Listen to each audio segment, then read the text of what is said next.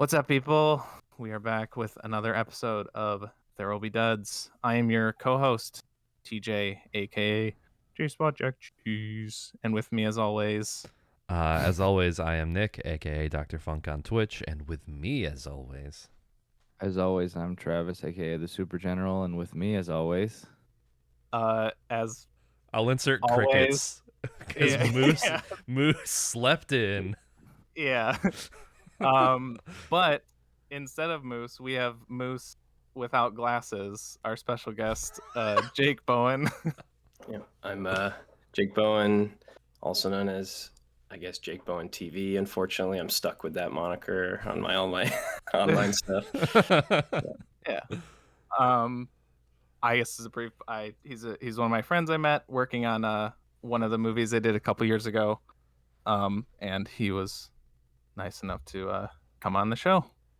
And he brought in the movie that we will be talking about later on. But first, we watched some other stuff or something.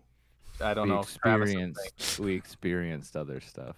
Okay, so Travis, you can start us off. This episode's coming out like the 15th, right? Not next week, but the week after, correct? Yeah. Sounds about right. Okay. Yeah. So then Christmassy works. I'll just throw this one in. Apparently the Home Alone house is on Airbnb and you can rent it for $25 a night. Wow. That I feel like a lot of people are gonna, if for that cheap. I feel you gotta like reserve it like 10 years in advance. That's insane. Because I feel like with such a low cost, that's such a low barrier for entry that you're gonna get like some shitheads in there that are gonna be like, oh yeah, I'm pissing in Kevin McAllister's. I don't know what they're gonna do, but you know, for $25, you know, you gotta up that barrier. Yeah.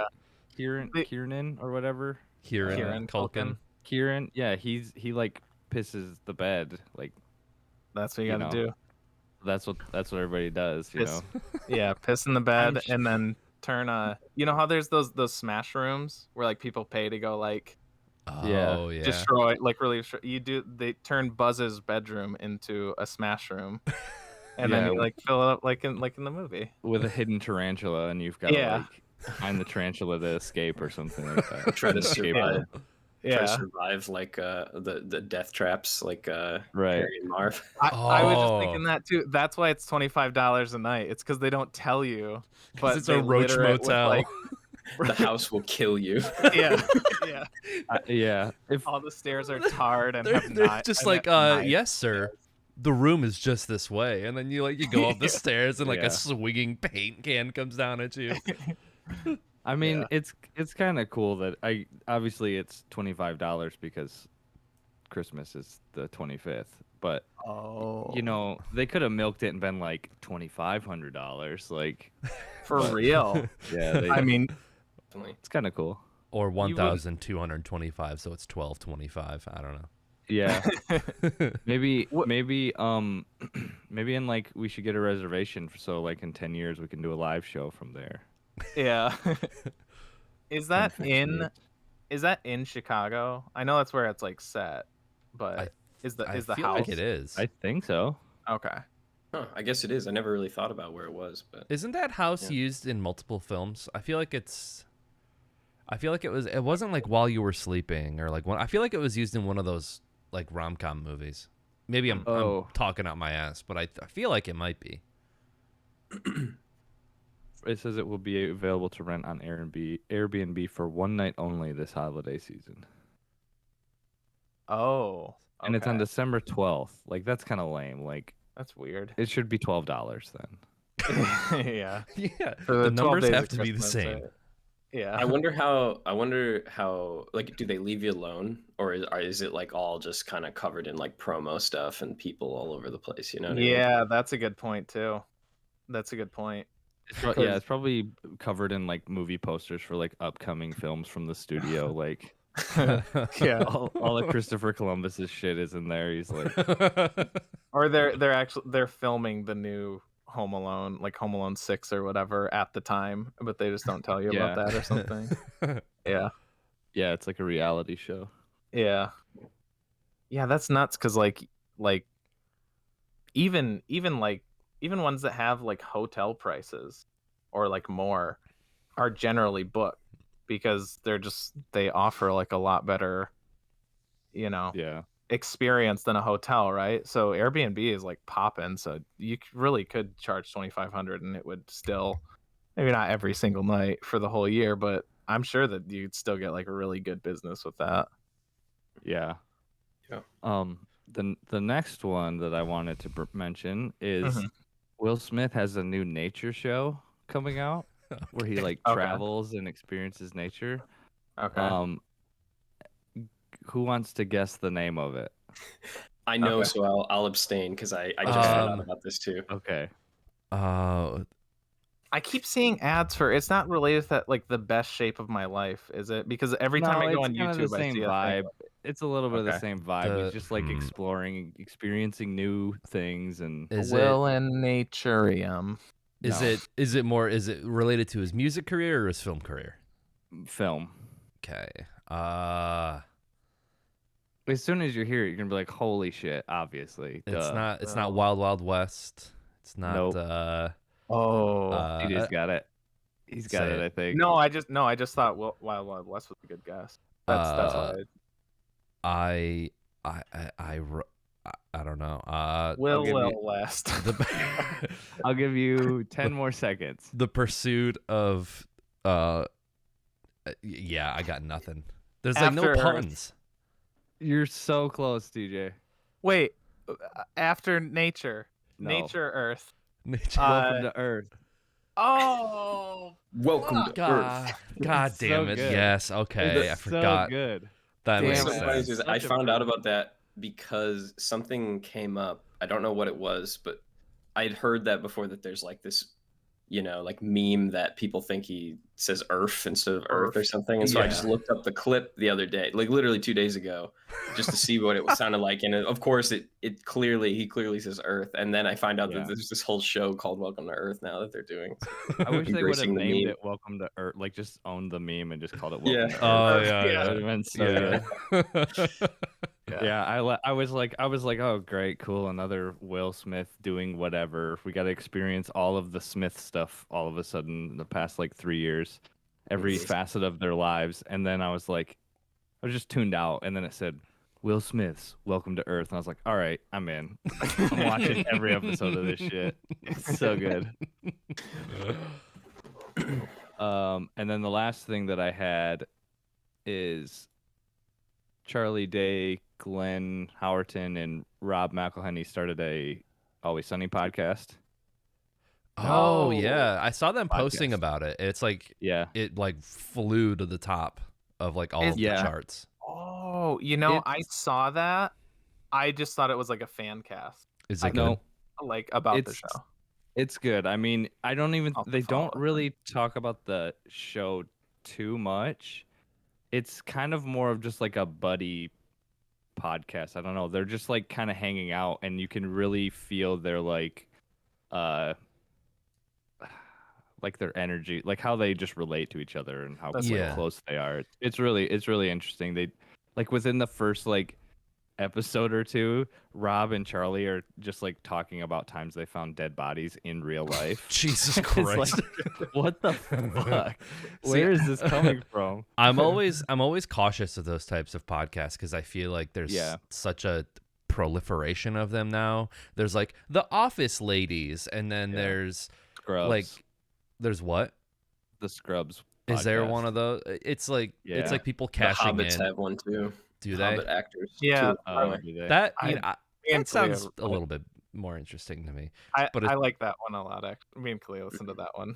But it's just like people. That one's probably a little bit different, but yeah. Some of it just feels like such a cynical cash in on nostalgia. Just like It's really like, that's the thing, is they don't even. It's called the Friendship Onion, which is like, it's not like super. They don't lean too heavily into the Lord. We're from the Lord of the Rings. That's all we talk about. Yeah. I mean, well, it also seems like they're genuinely good friends, like in real life. Yeah. So it's like that helps. They are. It is. with the show ones, they're tied to episodes, so they have to kind of like follow a plot or follow a structure. But that one just seems like they're hobbits that are friends and they just talk about normal shit, which is kind of the conceit of the Scrubs one is called Fake Doctors, Real Friends.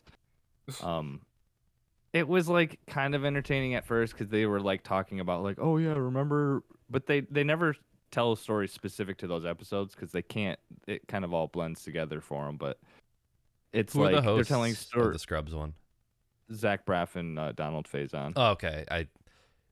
So I figured. they'll tell stories and they'll be like, but so when they're talking about an episode in season 1, they're like, yeah, remember in season 4 you were living with that girl and blah blah blah. And so then when they get to season 4, they don't have stories for season 4. So I stopped listening around like maybe season 3 or something. It's just like you guys, they're just talking about dumb shit, boring. They're not that entertaining. And kind of sell out and yeah. That's too bad. But the Sunny one is good. I think even if you're not like a Sunny fan, I think you would like it. Okay, Jake, if you want to do yours. Oh, sure. Just so I saw the other day, yesterday that you can watch this movie called The 13th Warrior on YouTube for free with ads or something.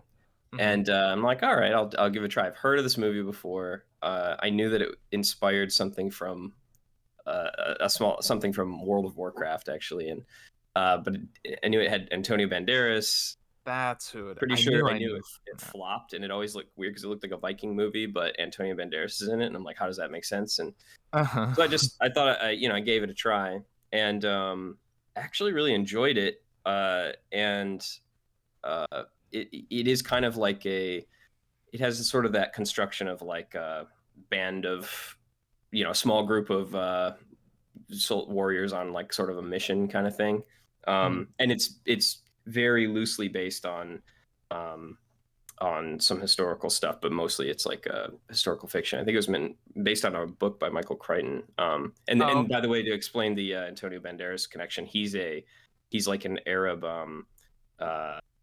traveler essentially that's kind of chronicling this, and he gets wrapped up with this band of like Vikings or whatever to help defend this town or something. But it's directed by I forget the guy's name off the top of my head, but same guy who directed Predator and John McTiernan. Yeah, and a number of other movies. And so he did Die Hard too, or no? Yeah, Die Hard. Die Hard. Okay, and none of the last 30 seconds just happened. Continue, Jake.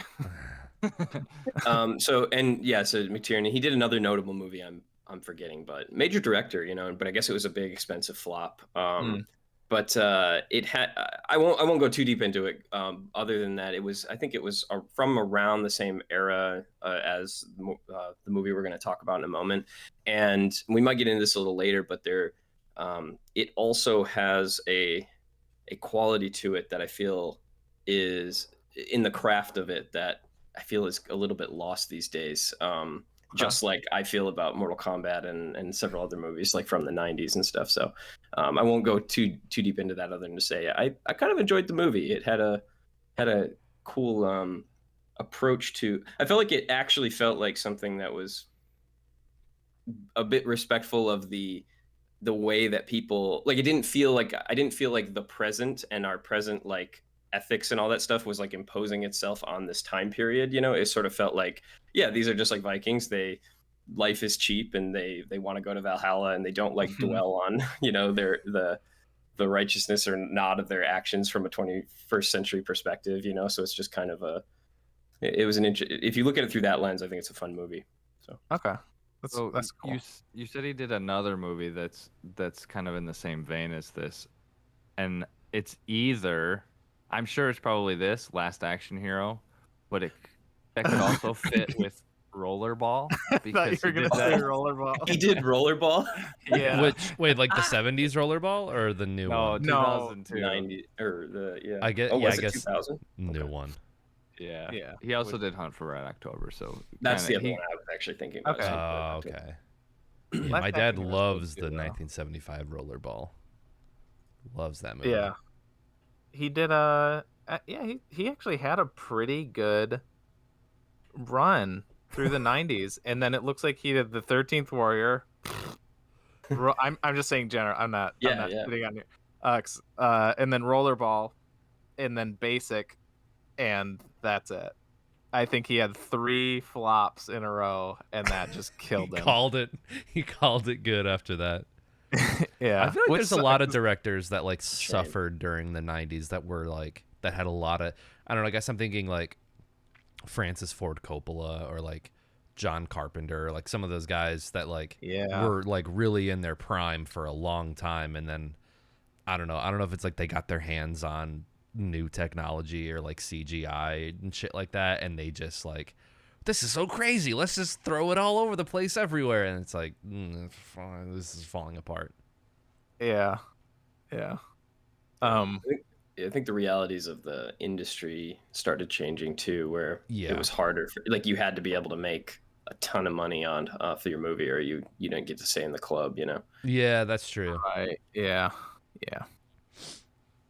Go ahead, TJ. Okay. We're already past the 15 minutes, but that's fine. I'm sure. Yeah. So mine's like a half review because I haven't finished it yet, but I started watching Arcane, which is a League of Legends adaptation. After much hesitation, because I have played League of Legends. I played it a couple times. I don't hate it. Like it's fun, but like I don't know much about it beyond like character wise, beyond like I play as like a werewolf guy, but I don't know his name. I'm like I think that's who I play as, like a werewolf or like a cowboy or something like that. Yeah, those are the guys that I play as when I play League of Legends. But I kept hearing good things about this show, and I really, really like it. I kind of think the fact that I know next to nothing about the show, and why I would say like about the game League of Legends, because again I don't know any character names. I don't know anything beyond like I'm playing in this team and I have to go take down the other team. That's as much as I know about the game. But I think if you go into it knowing nothing about the games, I kind of think that makes it a better show, because there's like where it goes, like I'm halfway through and I'm like, okay, I just caved and I was like, how is this tied into the game? How does this relate to League of Legends? And I found out that like I didn't go any more into it because I didn't want to spoil it for myself, but I was like, oh, okay, so some of these characters are characters in the game. I just didn't make that connection. But because I didn't know that, like if I had played the game, I would have seen these twists coming, because it's like, oh, well, this is like the prequel, it's like, watching Phantom Menace and Anakin's gonna be Darth Vader, right? But like if you didn't watch the other ones, oh, sorry. But if you didn't know Star Wars, it'd be like, oh, if the prequels were handled better, that would be like a huge twist or whatever. But yeah, the animation is fantastic. The writing and the character like relationships are awesome. There's a lot of it kind of deceives you with seeming like a kid show. But there's violence, there's like major character deaths already. Yeah, I know it's a hard sell, and again, it took me a while, but I just kept seeing just positive reviews, and I was like, okay, fine, it's like an 8-9 episode show, I'll check it out. And I really, really enjoy it. I again recommend don't look up anything about League of Legends. Just watch the show. You do not have to convince me to not look up anything about League of Legends. I'll say, as someone who's played a lot of League of Legends in the past and with friends, I still wouldn't know anything about the lore or anything. I would just know I would just know the names of the characters. So yeah, it's really not like even a lore heavy game. So definitely you can go in blind and it should be good. I keep hearing the same thing too. My brother watched it and he keeps bugging me to watch it because he said it was really good. So interesting. It's one of those where like it has its primary characters, but also like the second episode starts and it's just like a completely different group of characters, and you're like, oh, okay. And then like the main people show up in it, but it's like, so there's like branching narratives that's all centered around the same city, right? It's around the same like culture or whatever, but yeah, it's way smarter than I would have expected something like about League of Legends to be, I guess. Not, I don't know. I don't know the whole That's like, fair. because I know there's a lot of I guess I'm like in this weird gray zone where like I've played it a couple times. I'm okay with it, you know. I don't hate it, but like I know that there's also like a big like Nick and Travis are like holding back smiles every time I bring it up because a lot of people really hate the game for some reason. It's And I'm in this weird zone where like I don't really know either end of it. I just know it's incredibly toxic. Like the community is That's- like Yeah, so it's incredibly Rocket toxic. League, Travis. yeah.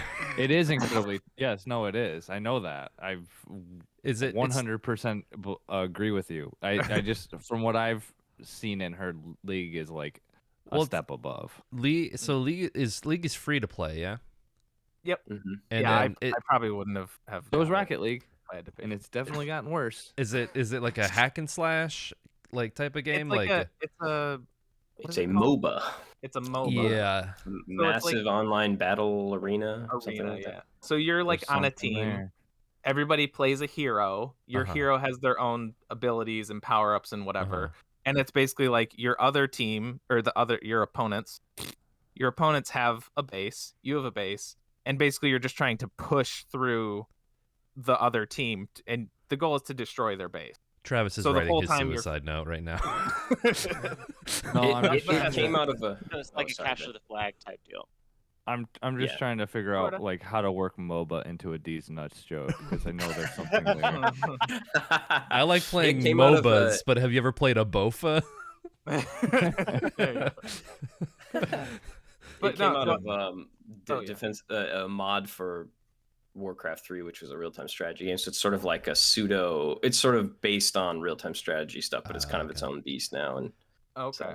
Yeah, because I Okay. think every Go over time the I've world. ever seen it, it looks like it looks like rainbow puke on the screen, and then all I see is like numbers going up and down and just hacking and slashing, and Oh, I've seen I feel like there's like highlight reels of like people doing insane think- shit, but it's like only I think you insane just shit. described Super Smash Bros.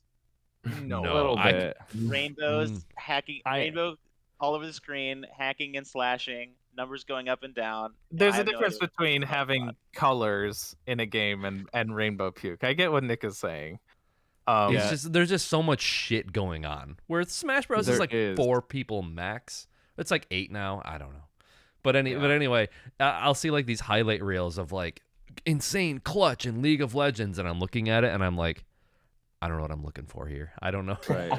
And then people are like, Especially if you're oh, watching- and I'm like, I don't know what just happened. I can't If you're tell. watching it with like commentary and they're like, "Oh, Strix has got to put in a quick. He's got to lay down a defense barrier and da da da. Oh, and he comes in with the slashing attack. Like it's crazy. It's the ending they, of like, Brawl. nail It's the everything. ending of Brawl. Yeah. It's the I guess river of this no is- return. This is how I save myself a lot of like grief in this because I never watch. I feel like we were talking about something else recently where I like where there's also kind of like a negative sort of view on it, but I was like I just went into it blind because I don't give a shit about competitive esports. Like I really don't care. If I'm not playing the game or like my friends, I guess, I don't care. So I've never watched any. Like my first Oh. time seeing like League of Legends was when I played it. Oh, okay. And it was mainly because James is like the our friend James, who's a teacher, is the advisor for like his school's esports team. So I would he would play it with me because like he didn't know the game either. So I guess I kind of like helped him train to be a League of Legends coach. This is a montage of you guys. Just... Yeah. Well, yeah, no, because like I fell down the Smash Bros rabbit hole, and like I was watching it on Twitch, and so like Moose was like, "Yeah, it's just like Smash Bros," and like the Kill Bill sirens went off, and I'm like, "No, it is not just like Smash Bros," because like Oh, that's awesome. I would actually argue there's a Glad lot I of traded overlap over. I've Is that I've there? observed as well in terms of. I feel like there's a. I don't know if I would be able to explain it without getting into the weeds about the mechanics of the game, but like We're already in the weeds. from a 1,000-mile high view, Yeah. there are some similarities, especially as far as like esports goes. But I feel like I have to I've played some League a lot. I used to be like I've sunk some time into League, and I was by far of my friend group was by far the least deep into it. But my brother is like he has a favorite team and follows it all, and Oh yeah. yeah, so but no, it's super fun. It's got this huge learning curve. It is weird to look at. And it's hard to freaking follow if you don't, especially if you don't know anything what's going on. And even when I know what's going on, I still have a hard time following it sometimes. That describes competitive Melee, I think, pretty well. Yeah, right. Wave I dashing, L canceling. I don't know what any of this means.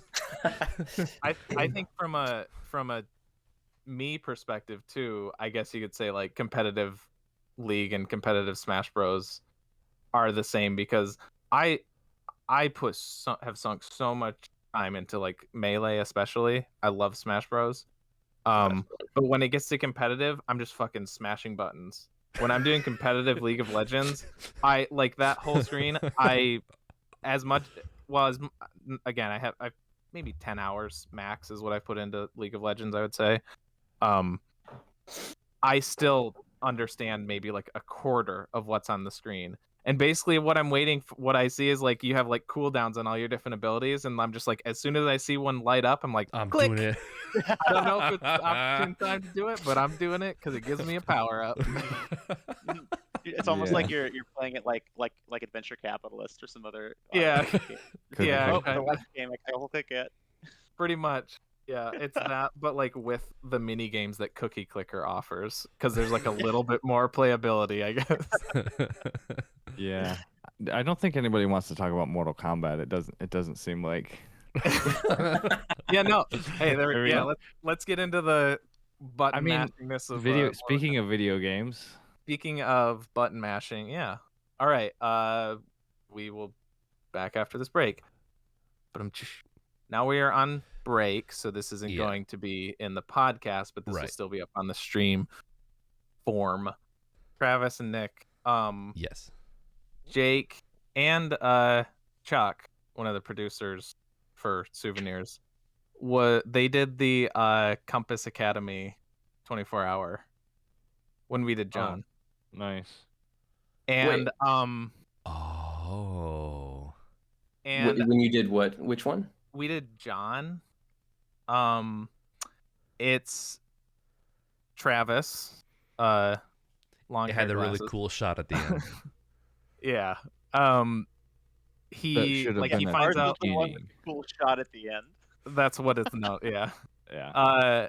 He gets a call at the beginning that his brother dies, and then he like goes out into the woods, and he's talking to like his younger self, and he has like a cape. And I would be shocked. I mean, this was 10 years ago, so I'd be shocked if you remembered a 5-minute short from 10 years ago. I will. I mean, this was I a may couple remember years. if you show it to me, but so the same year. So you're saying the same year, same competition we were in? Yeah, because when you guys did what the hell? death, you guys did the death one. Yeah. And I remember we watched that when we were, I don't know, when I found out. I think I just heard Chuck talking to one of his other friends, and he like mentioned it, and I was like, wait, what year did you guys do that? And then he told me about it, and I watched it, and I it was one where I had to see it, but I remembered your guys's, the Grim Reaper, like it was like kind of like Dead Like Me. Yep. They all blend together for me. Yeah. That's crazy though. That's really interesting, man. But the ending shot of John it's Travis walking, and then he goes behind a tree, and then his younger self Isaiah runs past the tree, and it's like whoa, they were the same person. Yeah. Whoa. I wouldn't be surprised if seen it, Nick. I'm sorry. Spoilers. Oh, great. Yeah. Well, I mean, It is on par to Haunting of Hill House. That is It is. easily Yeah. spoiler. It's It 10 is. years old. You should have seen it by now. Yeah. I mean, I yeah. do. I don't want to say it was like our creative peak, but it's definitely up there in like the best shit we've ever done. I don't. Yeah, I think at the time it felt like it because we tried so long and so hard to like do anything of note, and that was like the first time that we like made a top 10 or whatever, and it was like And it was cool, the you know. no. I mean, if And I it was, remember like- correctly, Travis and I both kind of shed a tear when we watched the final edit. Oh of it. yeah, we did. And then when it, I mean, because the way that Compass did it is they didn't tell you if you made the top 10 or not. You just had to show up and cross your That's fingers. right. That's And- right. Which was made it even more emotional because it like came up and it said Team 2, and I was like, holy shit, we fucking did it. We actually made Yeah. it into one of these things. Like, You still remember your team It's number. legit. It's like Yeah. it's I still have the legitimacy. tape, I think, or the the like live they- audience they- reaction. they'd give no, I had they'd give you a DV tape, a mini DV, Oh, and I think I still have like the case for right. it, and it That's said so Team cool. 2 on it. Yeah, Wow, that's a blast from the past too. Yeah. The mini DV. yeah. Yeah. Dang. Yeah. We were Do you able to remember edit your that team on. number, Jake, from when you were in the competition.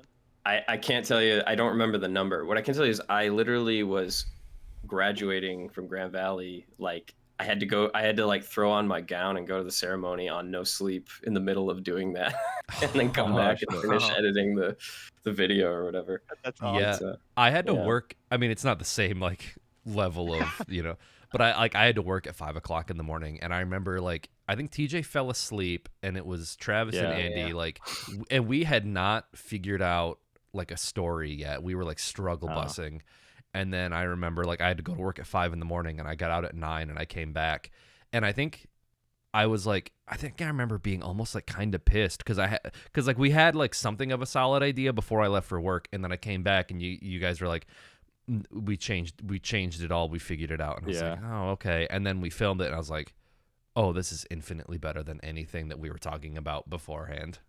Yeah. Was that the I think it same? was too complicated. We always would try to go like way too complicated, Mhm. and it's like it's 5 minutes. You just got to do something real straightforward and Yeah. Especially with that's like you can maybe get a little more weirdy with it for the Fortnite ones because you have 10 bit minutes more instead of time. 5. yeah. but yeah with those ones that are that you really just like you You don't gotta have do any room for any sort of like abstractness or I don't know, you have to be very direct like you said. Actually, no, I'll have to rewatch John, but not like picturing it in my head. It's kind of weird that he just runs into a kid in the woods and that's just like fine. Like it's just like I mean, it was Isaiah was like it was What, a simple like- time. 8 or something. I No, saw it as Yeah, like a but- projection of himself. he would have. Like, Yeah, it wasn't still. literally there. It's just really creepy if somebody else was watching this whole thing. Like, But this is exactly what I'm saying. Like you can't get into the weeds about this. You just have to be like, yep. You're yep. along for the ride. That's Yeah. Yeah. yeah, You Yeah. can't have it. We wouldn't have had time. Spend it we all wouldn't the have- way. We wouldn't have had time for you to show up at the beginning and be like, wait, where are your parents? How'd you get out here? I'm not okay with it. I just want to make this clear. I'm just saying that John is painted as like a good guy, but maybe he's just like really fucking creepy. I think when you see this Uncle Samsonite video, it'll make you feel better about the Okay. potential pedophilic interpretation of your of your movie. Oh, hell yeah. What a lead in. Let's go. Okay. Can you I be was a trying to- pedophile? Can you be? Yeah, does that count if you're attracted to your younger self? How does that work? Auto pedophilia. Yeah. Man, I was such a sexy ass kid. Like, jeez. Fuck me. I just found it. Sorry. That's kind of like that Sunny episode too, where Mac is like, "Here's my Sunny ref." It's where Charlie. It's called Charlie Got Molested. I think it's season 1, and he's like, he goes to the guy who's being accused of like pedophilia, and he's got a picture of himself, and he's like all upset. He's like, "Look at this kid. What's wrong with this kid? Oh yeah, yeah. Yeah, Here's a he's button. competitive about being molested, and he's like, Yeah, he wanted to be molested. he's like, why'd you choose him over me? Yeah. I'm just saying, what did they have that I didn't have? Yeah. So fucked. This guy's going around handing out blowjobs. Okay, we're gonna that's start another with. thing. We'll start with the OG. Okay. It's not showing up. I'm You're- getting to it. Well, fucking shit, man. All right, there it is. Okay. Is it full screen for you guys now? Yes. Hold on. Yes. Everybody's got it? Yep. Okay. I'm ready. Samsonite. I was way off. Can you hear it too? Mhm. I just want to make sure. Okay. I Sorry. heard like footsteps. Yeah, there's only like some. It's quiet some at the beginning, yeah. All right. Okay. Yeah, go Okay. for it. I'll start it and then not pause it.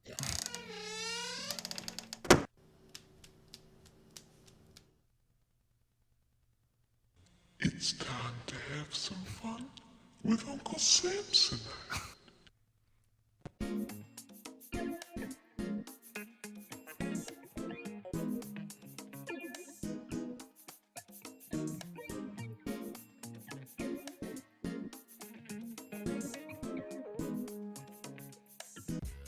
Oh, it doesn't. Okay. That's why Yeah, I sorry. thought of When that doing. comes off, I really forgot about I Yeah. gotta say, I fucking hated that. Oh my god. That's understandable. Jesus I'll Christ. explain, but I need. I don't think you can. I'll finish first, but- I don't think he's gonna finish the episode, guys. I think we gotta kick him off. There's Who a hurt you, Jack? Jake. It's just, Jake? Jaquilla? That was like Jamiroquai's. Monsters Inc. vibes, but sexy. what year did that? What year was that? God. Like, well, when I actually made it, would have been like 2009 or 10, maybe Okay. something like that. That seems very like the sort of like Shrek is simpler love, time. Shrek is life Yeah, type of like, Type stuff. yeah. it's in that ballpark. Like I said, there is a progression that led to that, and at the series of time it events. was well. I'll hold my Yeah, yeah, yeah. Defense. I'll wait. Yeah. My defense. God. I know the reason I wanted to do the longer one is because the longer one ends with like it's like for a half frame, but at the very end of it, Uncle Samsonite's face like he starts screaming for like a half second, and then it cuts Oh, to yeah. black or whatever. I think that's a good ender. Okay, this is This one's for all the sandwiches. one. All right, ready? Oh, sorry. Go ahead. Sorry. That's right.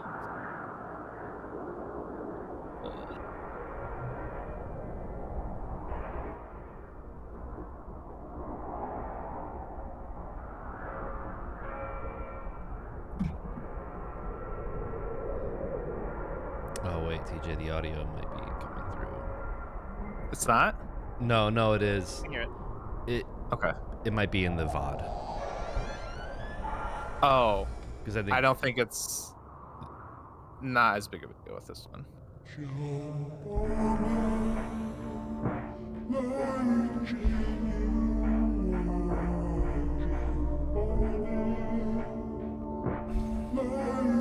Okay, Nick just got it. Yeah. Yeah, I got it. I got it.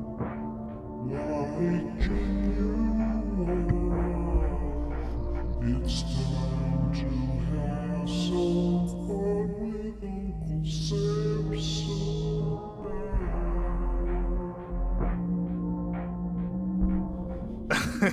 Should I give that one a 10? that is not what I expected you to play. I forgot about that one. That's do you funny. get it, Moose? You Just get it, 'cause we did Moose? Eraserhead before. That's the Eraserhead? lady in the radiator. He was doing In Heaven. Yeah. I like that you even had through the whole thing. You had like that the industrial. Like the yeah. Yeah, like the backing. Genuine, the pony song. Just I Oh, wanted is to that what it mention- was? No, I meant like before you go into the radiator, and it's just like the noise that like is Oh, yeah. always playing It's in actually- Eraserhead. It's like that. it's a train, I think, sound. I don't know what they Oh, use okay. in the Eraserhead, but yeah, it's like a distorted train or something. But I wanted to mention I looked up Uncle Samsonite Pays a Visit on YouTube, and one of the comments says, "I need this in VR from the kid's perspective." That person needs to be arrested. Yeah, and it's beaten. actually the video is actually a honeypot sting operation to find to Right, weed out yeah. all the pedophiles. Oh my god. Yeah, I do feel, you know, before I cringe through another one of these, I do feel like I should explain it real quick. The like how you get from A to B or whatever on this, like real quick. In 2007, that's actually not the OG. The original one was a live action one, which the original upload of it is down right now because it's not on my channel. But Okay. and it was like a video that friends of mine, or me and my brother and our neighbors and a friend of mine who also is in film or like does film stuff. We were gonna make a viral video, you know, and we were all like in high school, and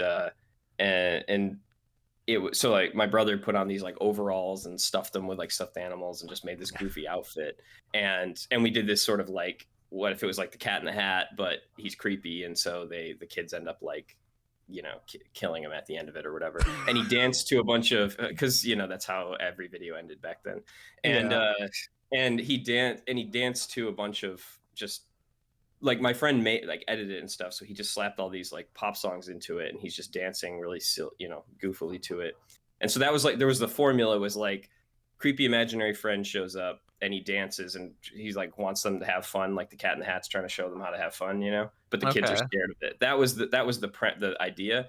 And so then I was making this video for I was in this 3D animation class in college later, and I had to make like a character, and so I did this sort of caricature of my brother dressed as this guy.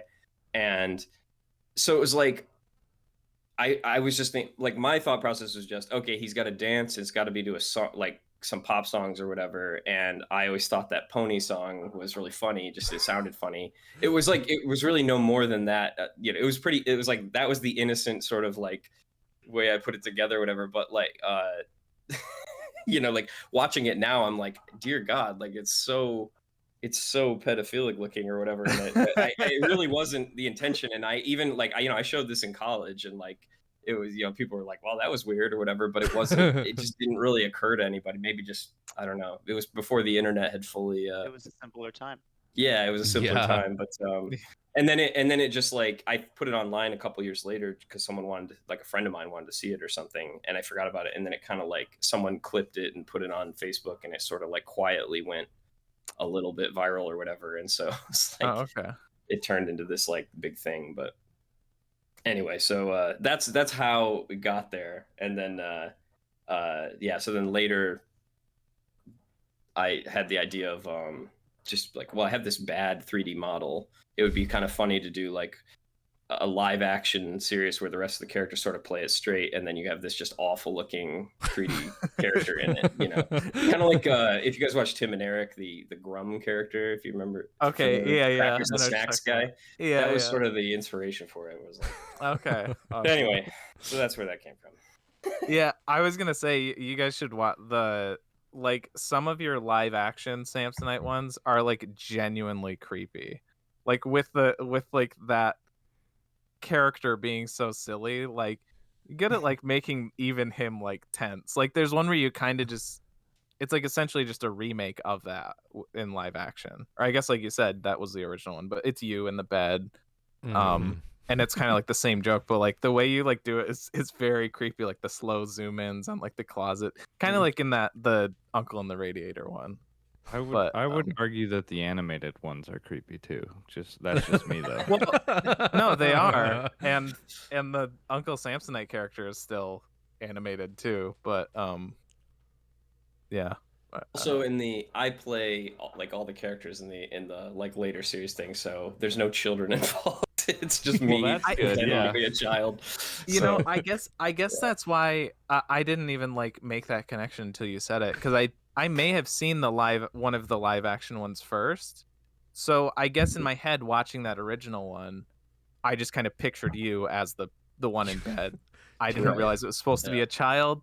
maybe that would have.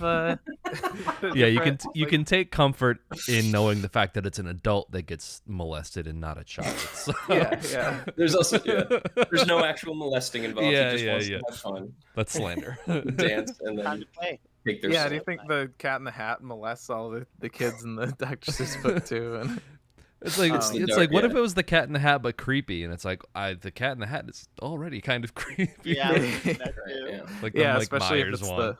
Yeah. Oof. Woof. yeah. Anyway, Okay, and then there's one more that's not Samsonite related, but it's your most Oh. recent one that got into a festival or something, or Yeah, you submitted yeah. it or something. Nice. yeah, a friend of Nice. mine told me I should and got in. So Nice. So this is 290 words per minute. this one's for all the sandwiches. All right, ready?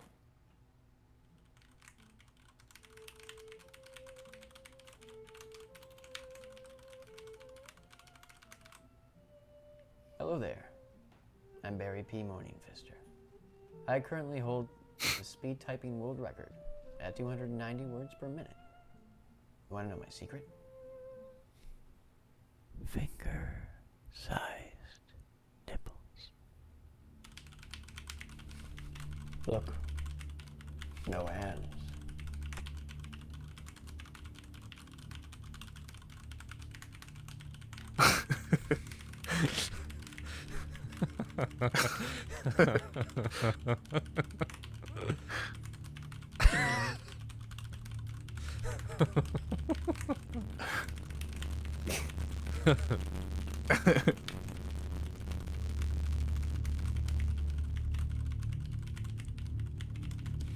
No. No. It's not just this for 2 minutes, is it? The rest of it is not this for 2 minutes, is it? Well, Yeah, I was it gonna say can't be. feel free to cut it off early. It was made for a live audience, so. Or I was a- gonna Okay. say that's brilliant if that's what it is for just the rest. Sort of. 2 minutes. That's awesome. Because that's exactly what I would have wanted to do too. Just Make 'em Linger sit on in it. yeah. Kind of. I feel like there's probably some like math nerd that could figure out the rate of the keys clicking and figure out the actual words per minute. 290 Yeah. I was gonna say, even though those nips are moving fast, that's still only 2 digits as opposed to Yeah. Well, if we're gonna get technical about it, when he's actually typing at full speed, he's using his hands and his nipples. Oh, okay. So he's just demonstrating Gotcha. that the nipples give him that edge, you know. He's like Okay. Goro on a much smaller scale. Yeah. and now we're full circle. There you go. Incredible. What was the Anyway. line? Finger-sized nipples. Finger-sized nipples. It came from yeah. one of those like would you rather things, which it Oh, was actually yeah, a different yeah. appendage, but the gist of it was the same, sort of. Nice. Anyway, Yeah. Oh wait, is it what's showing on Discord now? It's 290 words per minute. You're 290 words per scrolling. minute. All right. And now we can see, where's see the your page. Bank Now you can account click the information. Yeah. That was the okay. I want We s- Travis to watch more of the Uncle Samsonite one since he had such a We had- like. We see the No, the not tab now, open for your not furry now. costume. Oh yeah, sorry. That was Oh, supposed to man. be. That was what I was gonna wear for the Christmas episode. I wanted to surprise I you think guys. one of the worst parts about being attached to Samsonite is that there is a disquieting amount of overlap between like just regular people who watch it and people who are like furries or furry adjacent. Unfortunately, Oh. It's I didn't even consider that. I mean, like, I don't know. It creeps up now and then. It crops up now and then, and I'm just like, it's the Dean from Community. Like, this better not awaken anything in me. Yeah. exactly. Yeah. Real quick before we hop back into the movie discussion, I am going to pee. I'll be right back. Okay, I'll grab Okay. some Some coffee. Coke. I was gonna say if it was a bunch of different pop songs in the original one, I do think that Pony was the good the Yeah. right choice to settle on. Yeah, 'cause- Pony Yeah, seems totally. the appropriate. Well, choice. and Pony wasn't actually in the original one, it was there were just like it was a smash. So that was just like another one I picked. I think so. The original, the original version of the 3D animated one, I actually had part of it was Pony and the part was like this cover of that what's that called? That that I always feel like somebody's watching me. You know that song? It had like that in it too. It was so bad. It was like it was such garbage. I mean, it's still garbage, but it's like even then it was like edited badly and like it was one of those like, oh, I just have to finish this in time for the deadline. I'm running out of time, so slap it in and not think about it. So it's just this weird like kind of little snapshot of that time that had no expectation of like even putting it online at the time. That wasn't even like a thought that occurred to me, So was that ever monetized, or was it? Not for long. Okay, it got, that's what I yeah, thought, it got flagged. I know they I didn't weren't think like of that. as crazy back then, but yeah. Yeah, I mean, like it was early on, I think, but by the time it actually was like doing numbers that would have meant something, it was demonetized. So I've managed to keep the pony motif in the other videos, but like use it so sparingly or like in distorted or in small pieces that I never get flagged for it. So okay. Yeah, I know people have done that before with like putting songs on YouTube that get taken down. They'll go into like Audition or whatever and slightly pitch it up like a few semitones, so like their auto detector doesn't recognize it because like it can't match exactly. Right. Yeah, so little tricks like that, let me through, but it still lets the fans be like, "Oh, he did the thing. He did Pony." Yeah, right. Also, I think Travis maybe said the quote from Dumb and Dumber, but like that is actually where the name came from, because we had no idea. Like we were just again we were making this in like high school. We didn't know. I had no idea that Samsonite was a luggage brand, so I clearly didn't understand the joke from Dumb and Dumber. I just thought it was a funny sounding word. It was like, oh, Samsonite. I was way off. Like I just thought that was funny. It started with an S though.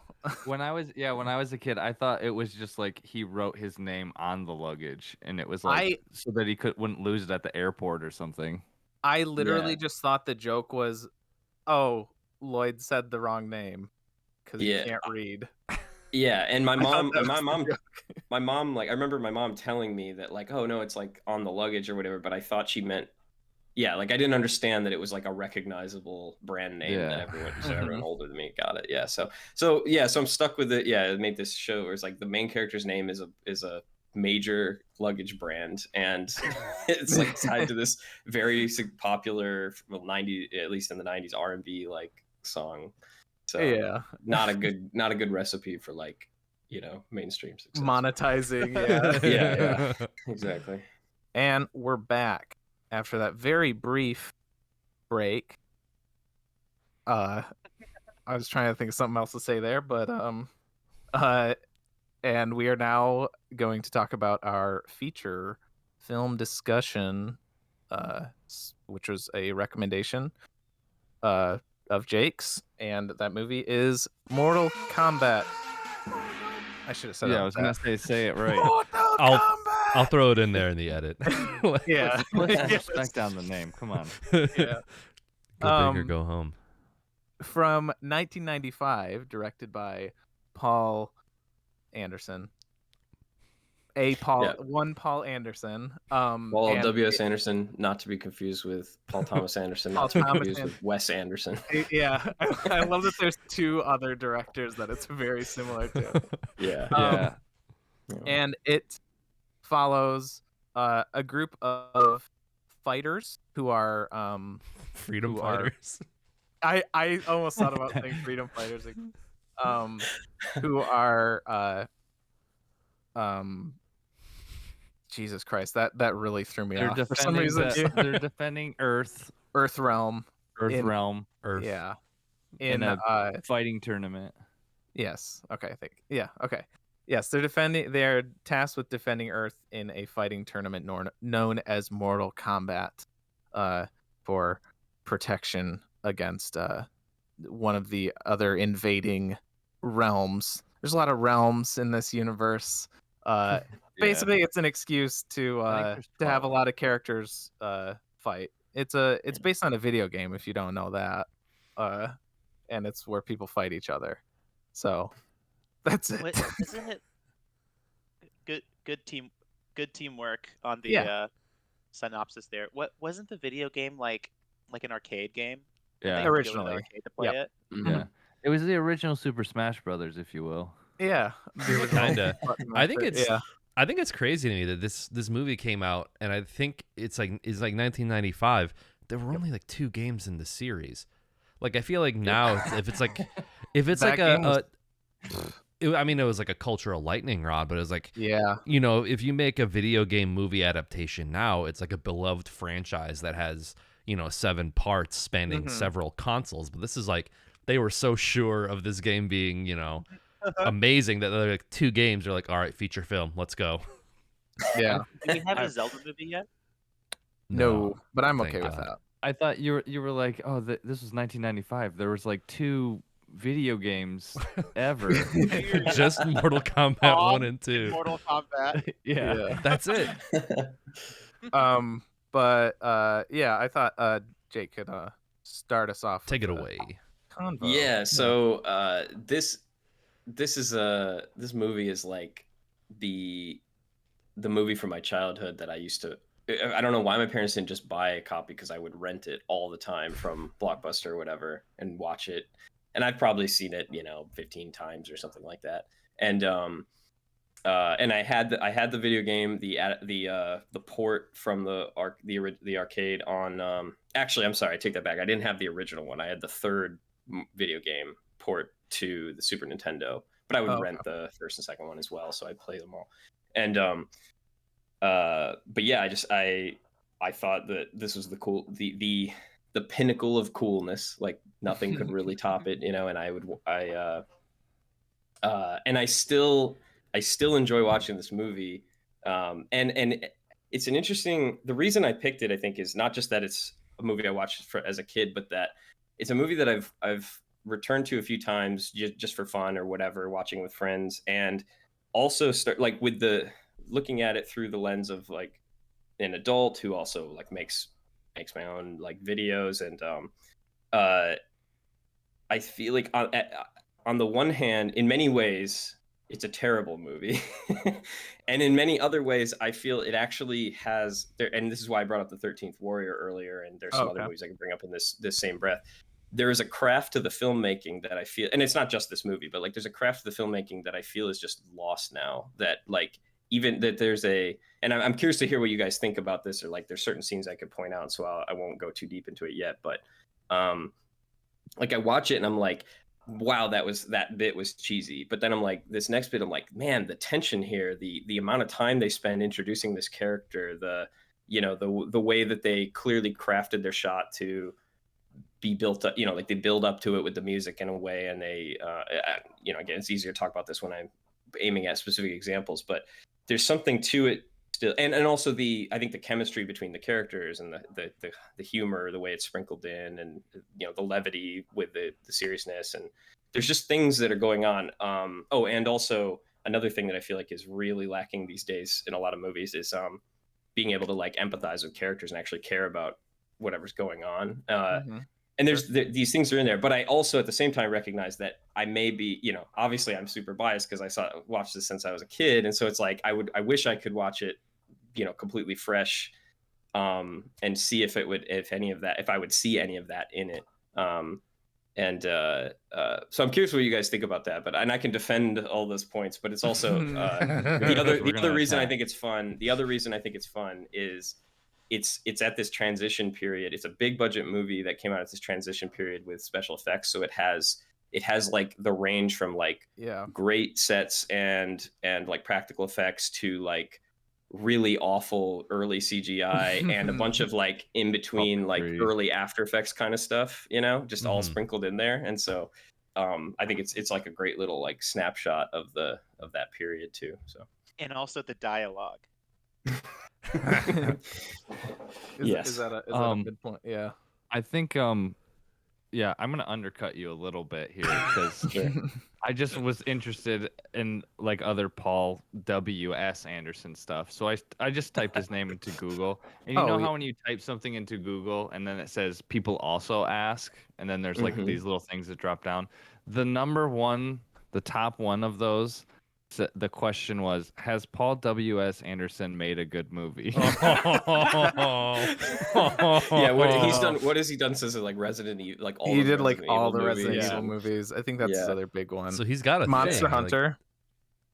Since then, video game adaptations are just his bag, I guess. Yeah, pretty much. Yeah, he's done a few of them. And... Okay. Oh no, he's listed as a producer. Oh no, did he direct that one too? I just saw. He did. Okay, legit. He did a Three Musketeers movie in 2011. Oh I yeah, that's fucking right. love that movie. I was gonna bring that one up. That's yeah. It's a lot of fun, but in the same way that I like Mortal Kombat. I'll just say that. But I think that his Three Musketeers movie is really, really fun. And interestingly, the other big Three Musketeers movie, the one with Chris O'Donnell, is more from this Mortal Kombat era and is more like Mortal Kombat in that thing I'm talking about. I think, like, I actually think his Three Musketeers movie feels more like something that was made later and doesn't have that. To me, it has a certain charm that's like Mortal Kombat, but in the thing I'm talking about, it doesn't. And the actual, like, the better comparison, I think, is the old Three Musketeers, which is kind of counterintuitive. But okay. Anyway, I'll stop talking for a second here and let you guys feel free to crap all over this. Yeah, I was giving you guys the floor, or I can. Yeah, I've got. It felt very Ninja Turtles-y. Yes. Yeah. That's another. Yeah. That's the Especially other big one that Goro. I would point out for that. Yeah. Yeah, I'll let. Every time Okay, Goro Travis, you be moves or bad cop, talks. and then I'll be good cop because I have some Okay. stuff to say too. But Travis, you attack first. Okay. Shoot, I forgot what. Oh, I was gonna say something positive. I mean, I don't hate the movie, but I was gonna say something positive. So, I'm kind of, maybe somebody else should go first. If anybody, Okay. does anybody have more bad cop stuff? Because I I can. mean, I could too. Yeah. I probably have some negatives. We can I talk about the reptile in the room. All right, let's go. Let's go, Tommy. Okay.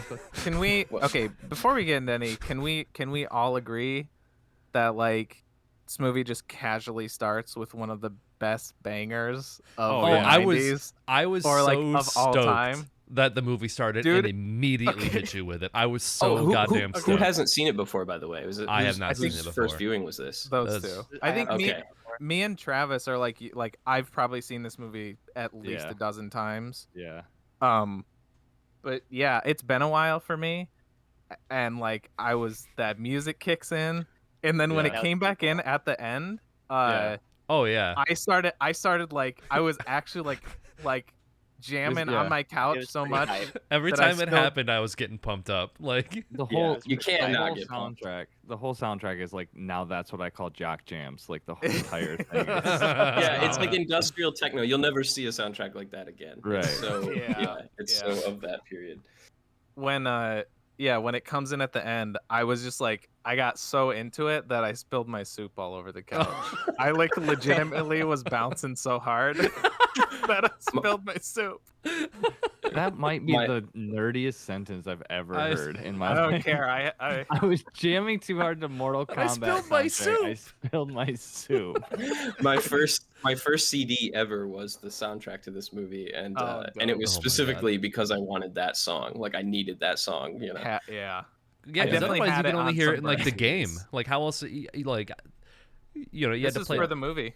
You got the soundtrack, and then all cans of soup were removed from your house because your parents were like, "Nope, we're not having that." Wait, so shit. Gonna spill- so gonna that never spill- played in any of That- the games. I've never played the games either. No, so like maybe it uses audio samples from the game, like the Like character the names. ding, like the Yeah. individual. Yeah, but that was Yeah. a song composed for the movie. oh. Was the and I mean, I could have just been being like, oh, I know this song because I've seen this movie before and I just forgot. But the one during the reptile fight was another standout. That was made for the movie. Yeah. That was too? Damn, that's another like yeah, like that one. That was another. I was like, wow, I didn't realize that was I thought that was from something Why else. the I thought it was just a popular techno song, but Why that's the another fuck great didn't one. Cage like jump in and help there? Like, I mean, I know the whole conceit of like Mortal Kombat is like 1v1 combat, Yeah. but he's just standing out there in the little road for 20 minutes while this fight's going on, just like, oh, The It's his destiny. mundane answer is that they, after screening the movie for people, they liked it, but they loved it, but they said there aren't enough fights, and so they shoehorned in a couple more fights, including the reptile fight. my word. I think is the reason. Yeah. That I is think there's insane. too many fights. That's There's so insane. many People said fights. that there weren't enough fights. Well, and I also think it was not only enough fights, but a lot of them were like not with the iconic characters. You know, like he fights like the you know, like at the beginning with the bow staff thing, and you know, like there was fighting, but it wasn't like the showdowns. You know, they wanted more of the showdowns. So. Yeah, this felt think like a musical. Like it was like Cats, but instead of singing a song, it was a fight, and then like yeah. little scenes that connect the fights. That's Yeah, a good like way the- to- yeah. Yeah, like the There's scene when like Cage is like he's just walking through the woods, and then Dude, like yeah, he just That's gets into a fight. I counted. There's so you have about maybe half of the movie, maybe a little less than half. No, I'd say about half, like 45 minutes. We'll say is like normal progression, right? You get the introductions, there's some action scenes, you get introduced to the whole concept of the story, what's going on. They make it to the island, and then you get 6 scenes in a row, 6 fight scenes, and it is literally just a fight, it ends, a fight, there's nothing in between those. It literally a fight ends and then wipe effect, and now we're in another fight scene, and literally they're as simple as wipe cut. Johnny Cage is in the woods. Scorpion's there. Yeah. He starts fighting him. That's what it is for like 20 minutes. So how people were like, "There's not enough fights in this movie." And on that note, fucking I would understand. just say about the way I realized later, like, can you imagine how much fun this movie would have been to see in the movie theater? Like at the time, Oh yeah. like it would have been just people would have been like hollering and like fist pumping. It's And And then the there's Ian too. popcorn. This just seems like these guys probably had so much fun like doing this movie too, in those like silly costumes and like I just feel like I think the dude that plays Raiden is the Highlander. is that what else? That is Uh, Christopher yeah. Lambert. He is and I'm forgetting his name. He's the Agent Smith of this movie, the actor, the one who like Hugo Weaving. gives one. Yeah, he's the Hugo Weaving of this, where he gives That's it funny. like 110%, because like his Yeah. character is like so. It's like it's very silly to me. This like just white dude with like. It's just like he's like I'm your master, and Aaliyah just- said that too. He was Lord Aryan. yeah, Lord. This wannabe like David Carradine, which like I was getting David Carradine vibes from him. Oh yeah, big time. But you're right. He has this gravitas or whatever, and like kind of grounds it all, or like somehow it feels like the movie would fall apart without his presence. Yeah, there's like a scene Yeah. where he's it's like a really serious moment, and he like cracks a joke. He's like, ha ha ha, I'm sorry. Yeah, I love Yes. his laugh. Yeah, like I laughed so hard at that. What do you? Yeah, I feel like the dialogue is just so goofy that like it, except for I guess Raiden and maybe the Hang soon. Shang Tsung. that one. Bad China guy. Tsunami. There's like every Every actor could have just been like literally any other actor and it would have been the same movie. Yeah. You know, like I'm thinking in particular about when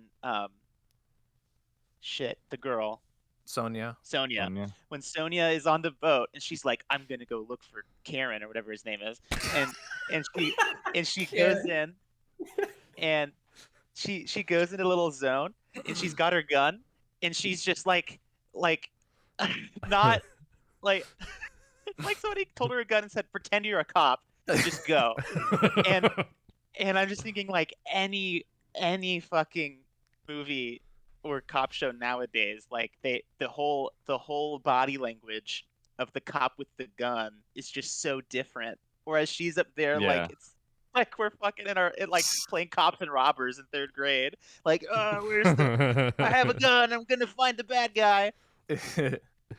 Oh, Yeah, oh my god. same thing with Shang Tsung, because he could have been played by the guy who played whatever Captain Flag from Suicide Squad. The 'Cause he traps the souls are in the soul. sword. Oh, I thought about that you're- too. Every time he said that, I just got flashbacks to that. Traps He- the souls. he was my Hugo Weaving in this. I think Yeah. Harry Hiroyuki cut. I wrote it down. Tagawa, maybe. Gawa, yeah, that's it. I think he gives 110%, and then Raiden Christopher Lambert's like right behind him. But like, I love him so much in this, and I mean I like that guy. Yeah, like Johnny Tsunami, and this is primarily Yeah. what I know from. But yeah, Yeah.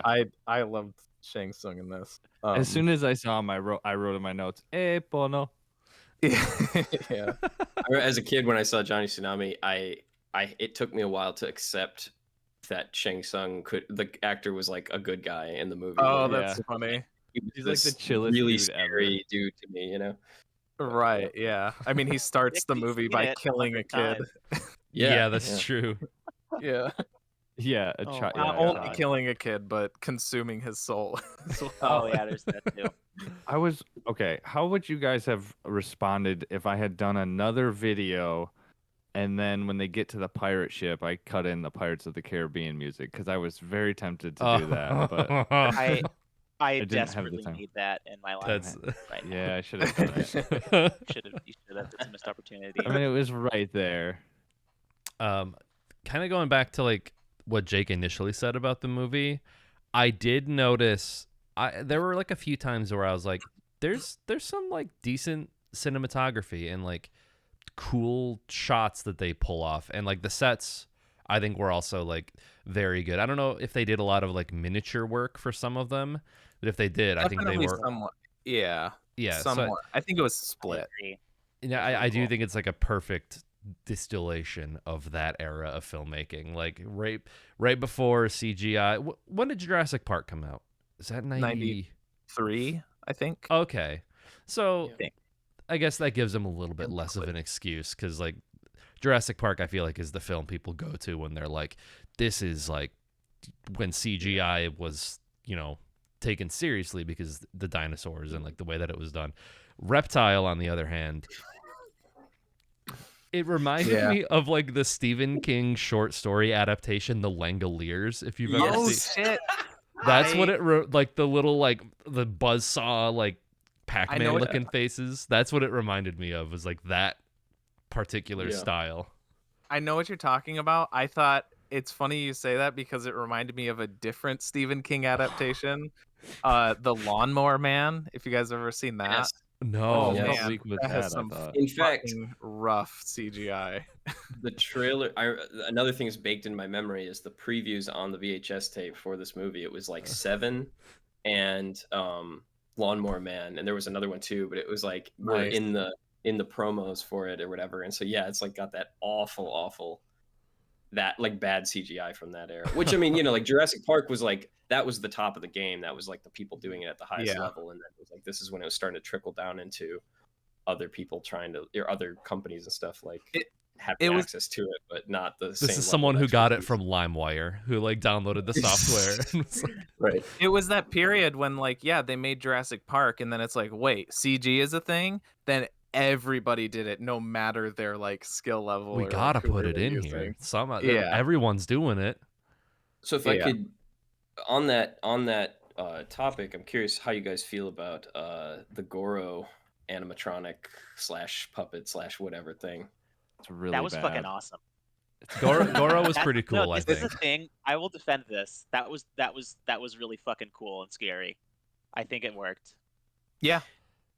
I think there are parts of it where the illusion is ruined, like when you see him in wide shot and stuff, and you look how goofy he looks or whatever. But up close, I don't know. I feel like in the close ups or whatever, and I still I think it works better than like a CGI character, at least for me. Absolutely. Oh, Especially yeah, like Oh, the yeah. scene where we first meet him and he's having dinner with Karen and he stands up and he has all 4 of his arms just like Yeah. into like shake like fuck you. That was that moved me. Yep. I had a little butterflies moment. There were definitely times where like I looked at it and I was like, is that a person or is that an animatronic or is that like a practical effect? There were a few times, like I don't know if maybe they used a person in close-ups. Travis is disagreeing. I Well, I really want to hear couldn't that. I tell. want to hear the negative side. I want to hear the counter argument Go- here.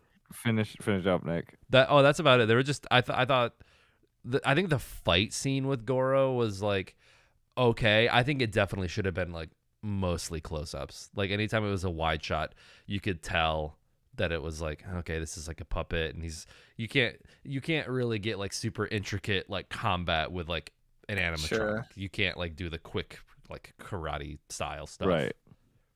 Unless you're in a turtle costume. Yep. Exactly. There's definitely very strong vibes between that like animatronic costume, whatever, and like Tokar and Razor from Secret of the Ooze or Kinda. whatever. It's like Yeah. they and even the voice is very. Every time he would say something, I was like Yeah. thinking of that. But Yeah.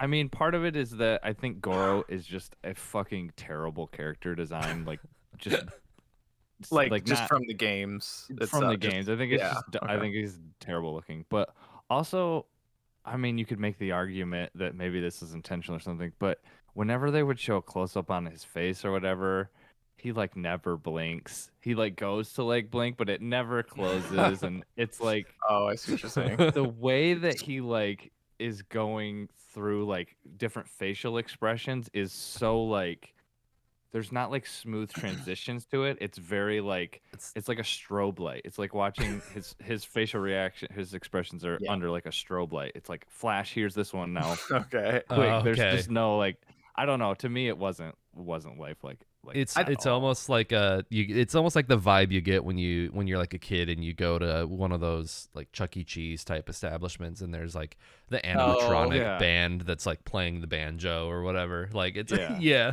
Country Bears mean, or whatever. Yeah. I will say I would prefer that over like the scorpion get over here like Or that shitty- Reptile. or reptile. Reptile Yeah. was terrible, but That yeah, I think I'm like in between you guys. I think it doesn't work for me as much as it does for you guys, but I don't think as poorly of it as Travis. It's seems to either. serviceable. I think it worked. I just don't think it's believable. You guys said it was believable, like you thought it looked like I a need real to- person. I need to Like, put in a no. disclaimer here, okay? Okay. Okay. Because there were just so many fights. I confess, towards the end of the movie, if a fight started, I just kind of closed my eyes a little bit because I was like, tired, and I just like waited until the fight was over, and then I started like, okay, what happens now?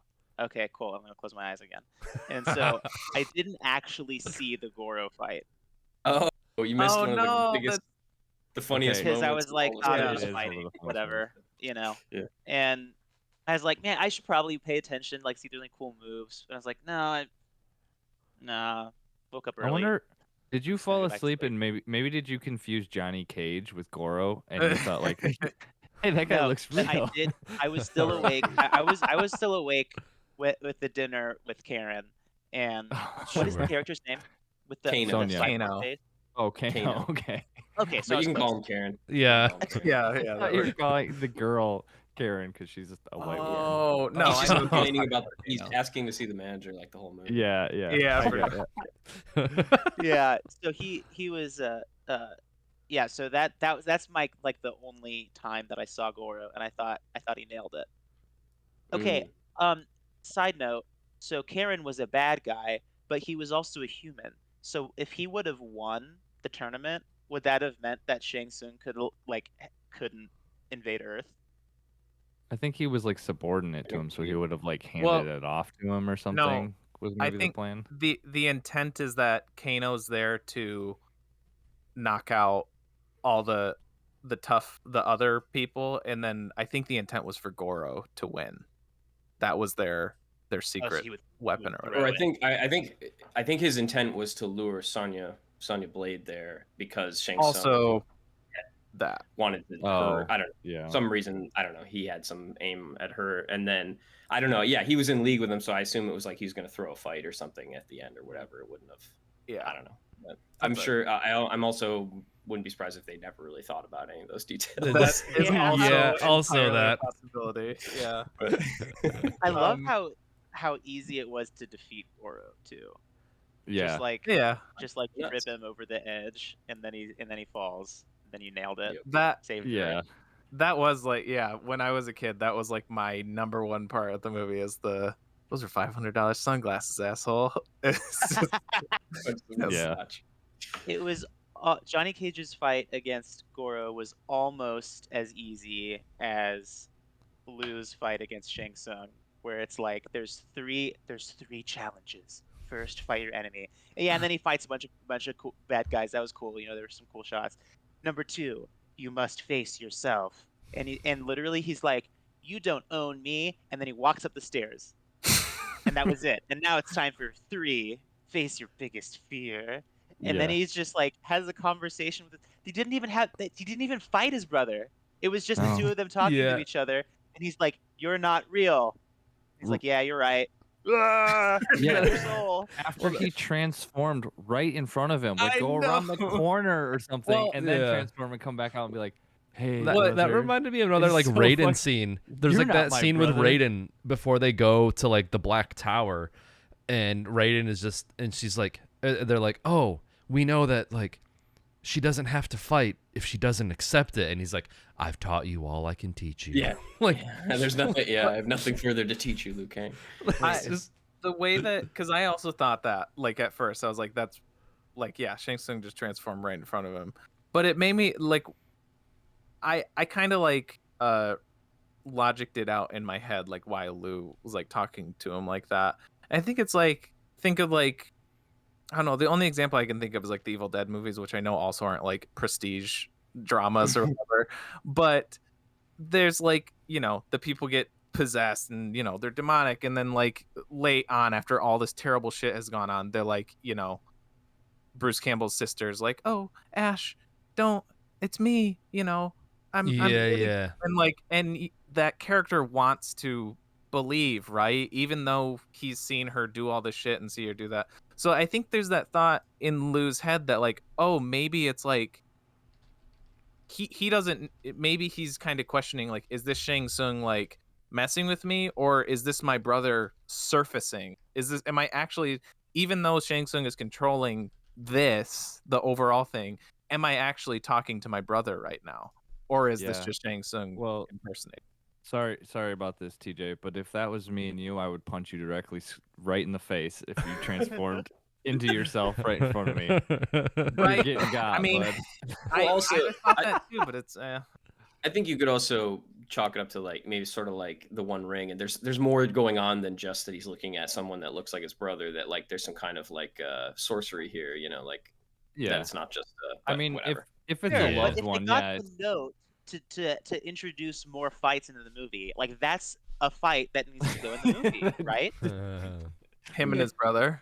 Him and his brother. It was an emotional, I don't know, emotional. Yeah, struggle. I just don't. They probably just didn't want to have like a grown adult beating up a child. Like, And especially not, Chan it would have been the entertaining one for who sure. was supposed to go into the tournament, so we were supposed to see Chan fighting the whole time. Right. Yeah, that's true. But he's not actually a character from the games, and if it was like game matchups that the audience wanted, they're just like, no, we just want bring back Shang Tsung. So, as a non-Mortal Kombat player, and the whole time I was watching it, I was thinking like, are there just like loads of Easter eggs that I'm missing from the game? Like, I understand that like probably certain character reveals, like, oh my god, it's Sub-Zero, or it's Scorpion, or whoever. But I was curious how many like nods to the game that there were. Like I would imagine like some of the like when they're like fighting on the beach and there's like all the guy. Like I was thinking of like those Super Nintendo like Sega Genesis era games. Like I think they did it with sports games a lot too, where it would be almost like a copy clip paste art, and it would be the same guy in the crowd going like yeah. And I was wondering if that was like referencing like different stages in the game. That definitely. I actually wrote Probably, that down. That the movie is really good at working in a lot of stages, like really casual. Like they just they just wipe one in and they wipe one out and they Well- wipe one in. well, but I guess I mean more like when they're on the ship and they're down in the bottom part when they like confront Kano and then Shang Tsung. And they find And Bootstrap Bill. There's like the bridge in the middle, and it's like, oh, you could that, and like the hanging chains is The a common chains, motif in like the old, and like that is like a stage, pretty much. And then on the beach with the guys in the back, the final part with where Liu fights Shang Tsung and the spikes come up. That's a pit fatality. That's like a direct call to like a the finish him. Right, that stuff. Your Flawless soul is mine. The first like flawless victory line. I was like, holy shit. Because I knew those like lines of dialogue were in the game. So I was like, okay. Yeah. Jesus Christ. Yeah, they're oh shoot, what was I gonna say? I did want to just to like jump back on that. What I try to get at what I mean about like the sort of quality or craft of the filmmaking, because again, it's super corny dialogue all over the place, you know, like absurd stuff, bad effects mixed in with good effects, whatever. But like there's things like I don't know, like Raiden's entrance, like when you first meet him, you know, like when they're talking and like the candles blow out and everything is quiet, and you know, there's like this atmosphere and this, and they spend time on it and they have him walk up to you. Or like there did like the temple. There's, and I feel like that's sort of and the other one that really stuck out to me in this, again, to jump to another, someone else said this is has a Ninja Turtles vibe, and I rewatched the original Ninja Turtles movie for the first time since I was a little kid, expecting it to be terrible and like just laugh, you know, have a good laugh at this nostalgic thing, and it's like, holy crap, this movie holds up. It's such an absurd premise, but it's like really well made. And like the thing, and the piece of it that really stuck out to me that made me realize that was the reveal of the Shredder or whatever, the first time you see him, and it's like he walks into this big room and you see his long shadow entering the room, and he's like, you hear every like step as he's coming in, and it spends like a minute of screen time slowly moving in on him, just letting you know without dialogue that this is like a serious dude, you know. And it's like you would never see that in a modern movie. Like it's just too slow for it would be glossed over, or it would be done with like you know, like an interesting comparison is that there was a recent Mortal Kombat movie that I did watch. I meant to bring that up. Yeah. And it's interesting to compare the performances, like who they cast and whatever, and also the Raiden in that movie, who looks more authentically like a Raiden, but is nonetheless, I think, has way less charisma and is way less interesting on screen. And his introduction is like cool in a sense, like lightning comes down, it looks way more realistic than the lightning in this movie, but it just doesn't have the gravitas or whatever, you know. And again, maybe it's because I watched this since I was a kid, but there's things that are just, I think that the nature of filmmaking at the time, having to do everything on film, not being able to play it back after you shoot it, having to do a lot more planning to get what you want and all this other stuff. I just think that there's some like craft and some TLC that would go into a shot that has been lost a little bit, and also particularly like pacing and like making you care about a character. I don't know. So like in the fight, the first fight with Goro, where their friend is fighting him and they're like watching on the sidelines, like we only get like a 5-second introduction of that character basically early on, but like I still feel the sense of like, you know, desperation or whatever, and like sadness when he dies or something. Sure. I don't know, you know, like it manages to do that, even though that fight also looks super goofy half the time, you know. Obviously this dude in a puppet suit or whatever. It's like the way that I would like say it's these movies, because I would like 100% agree with you with that, like especially comparing this one to the more recent one. It's like this one versus the new one. This one, it's like it's sincere. It feels so like it's hard on its I don't whatever that Yeah, phrase hard is. on Hard your on sleeve. your Hard hard on on your your sleeve. Yeah, that's it. And then the new one is like trying to be that kind of, but it's too self-serious. That it's like when it fails, it's more like Embarrassing. yeah, kind of. Cuz like you said, like the guys in the new one, it's I watched the new one and like I thought it was fine, right? The Mhm. only real standout part is that the Scorpion versus Sub-Zero fight, which was pretty cool, but it was literally just cuz it was like Scorpion and Sub-Zero and it was a Right, cool yeah. fight. You're right. But everything else is really like it just falls flat, even though it probably has more of a story than this one does. But this one just it's fun, and yeah, Yeah, this uh, doesn't take itself serious. That's for sure. for sure, yeah, It's supposed to just be a fun.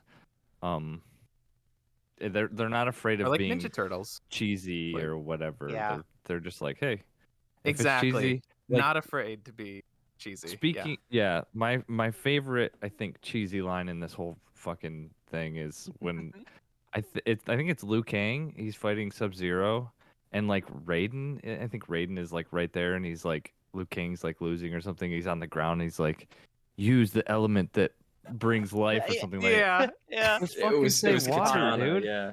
Oh, And It's then- like, and yeah, it's Katana. voiceover. It's voiceover flashback for an Okay. obvious thing. no, Yeah. it's not a flashback. She shows up. Well, Yeah, but I mean, it's a voiceover flashback again. to something. It's a voiceover flashback to Oh. something she said earlier. But Yeah, Yeah, like yeah, in the, she's like, standing in there. the last scene. Use the element that brings life. It's Yeah. so bad. Yeah. So I was Yeah. thinking about Water. that. So during that fight, I was thinking like, okay, like I know that the answer is water, but if you think for a minute, like if our options are fire, water, earth, air, okay, well yeah, you need water to breathe, but you also need earth like to grow the plants like in the food that you eat. But yeah, I guess you need water more often than you need food. But what do you need more often Oxygen. than water? You need fucking air. Air gives me life way more than water does. Yeah. yeah, you know? but I can survive but life several doesn't days exist. without water. life doesn't exist without water, though. Yeah, Yeah, it see, also doesn't exist without air. see, yeah, I while guess you're it does, pondering right? this, In the you've water. already been killed. You're already dead. Yeah. And you That think about too. this, like fire, like hypothermia could also kill me. You know, Yeah. so I need all Okay. four to be alive. While you're I- playing this rock paper scissors, Yeah, it's Sub-Zero's like there's a already killed bucket you. of fire and a bucket of dirt and a bucket of air. And Most- he's like, which Yeah. one do I use?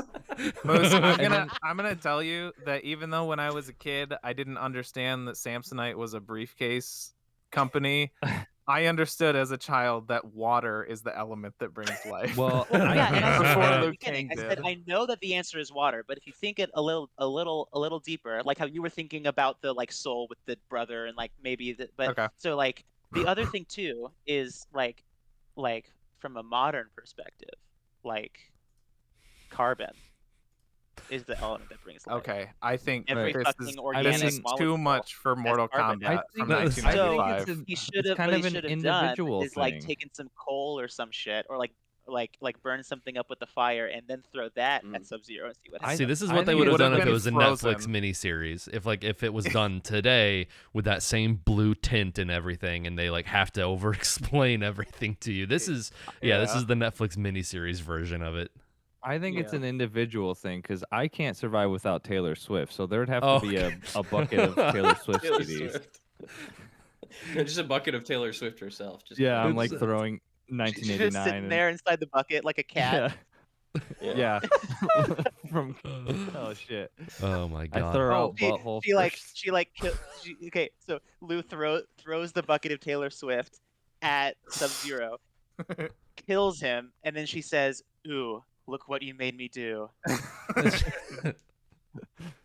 She had a relationship with Sub-Zero for like the 30 seconds while she was Right. in the air before she killed him, and she like wrote an entire album about the experience. Yeah, she writes a song with a pun about cold or puns about coldness and stuff. You Yeah. left. You Yeah. gave me Yeah. the cold shoulder, Sub-Zero. cold Yeah, heart. things about water and yeah.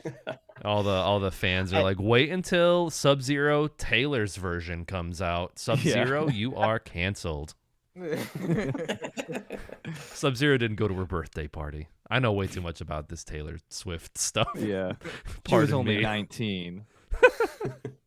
You're like 500. Oh, I love it. Yeah, Sub-Zero. TJ, did you think of the Mighty Boosh at the end of the Goro fight? When he falls. How do you fall kill down. LaRue? His balls, mate. You grab his flaming balls. Oh no! I immediately I thought of the didn't- Mighty Boosh. I Killer didn't go to that episode. because that's just I recognize that as there's a reference you didn't get. That's like one of Johnny Cage's like signature moves. It's kicking Is someone in the the- balls. Hitting him in the nuts. Yeah, it's the yeah. Well, it was like Oh. he would like drop down and do it like his low punch. Yeah. Looked like he would drop down and punch you in the nuts. Yeah, do the splits. and punch you. Oh. That was kind of the appeal of like the Mortal Kombat game, is like it was incredibly violent and like perverted and like See, just that's- gross. I think maybe. So like Uncle Samsonite.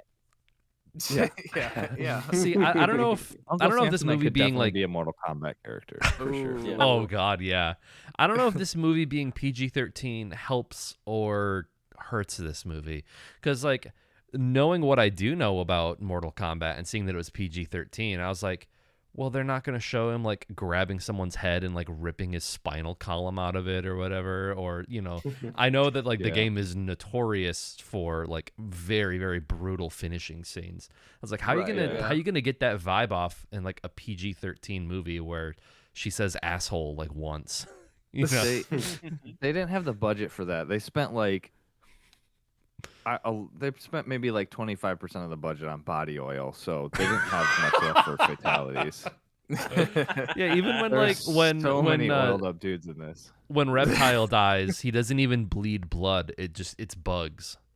Oh yeah. It's like they can't be too graphic, so Worms he and- turns into yeah. bugs and grubs and worms. Yeah. I guess I know I'm in the minority here, but I personally think that it works better. Like the level of violence that's on display in that game, like when it was like 16-bit or 8-bit little or 16-bit little characters or whatever, like it has. I have to say, like when I saw the modern versions, like the modern versions of the games, more recently, and it didn't help too that one of the characters that I saw was like the alien from the Alien movies, just like a Oh, DLC really? character or something. Oh, Yeah, it was like wow. you could download like this character, but it was Oh, like seeing it in like fairly realistic like 3D whatever rendering was like really disturbing. Frankly, like it's they're like it's full so cinematic violent. scenes. Yeah, Yeah, there's It's like you do your very- finishing move and then it's like and 20 seconds of just like.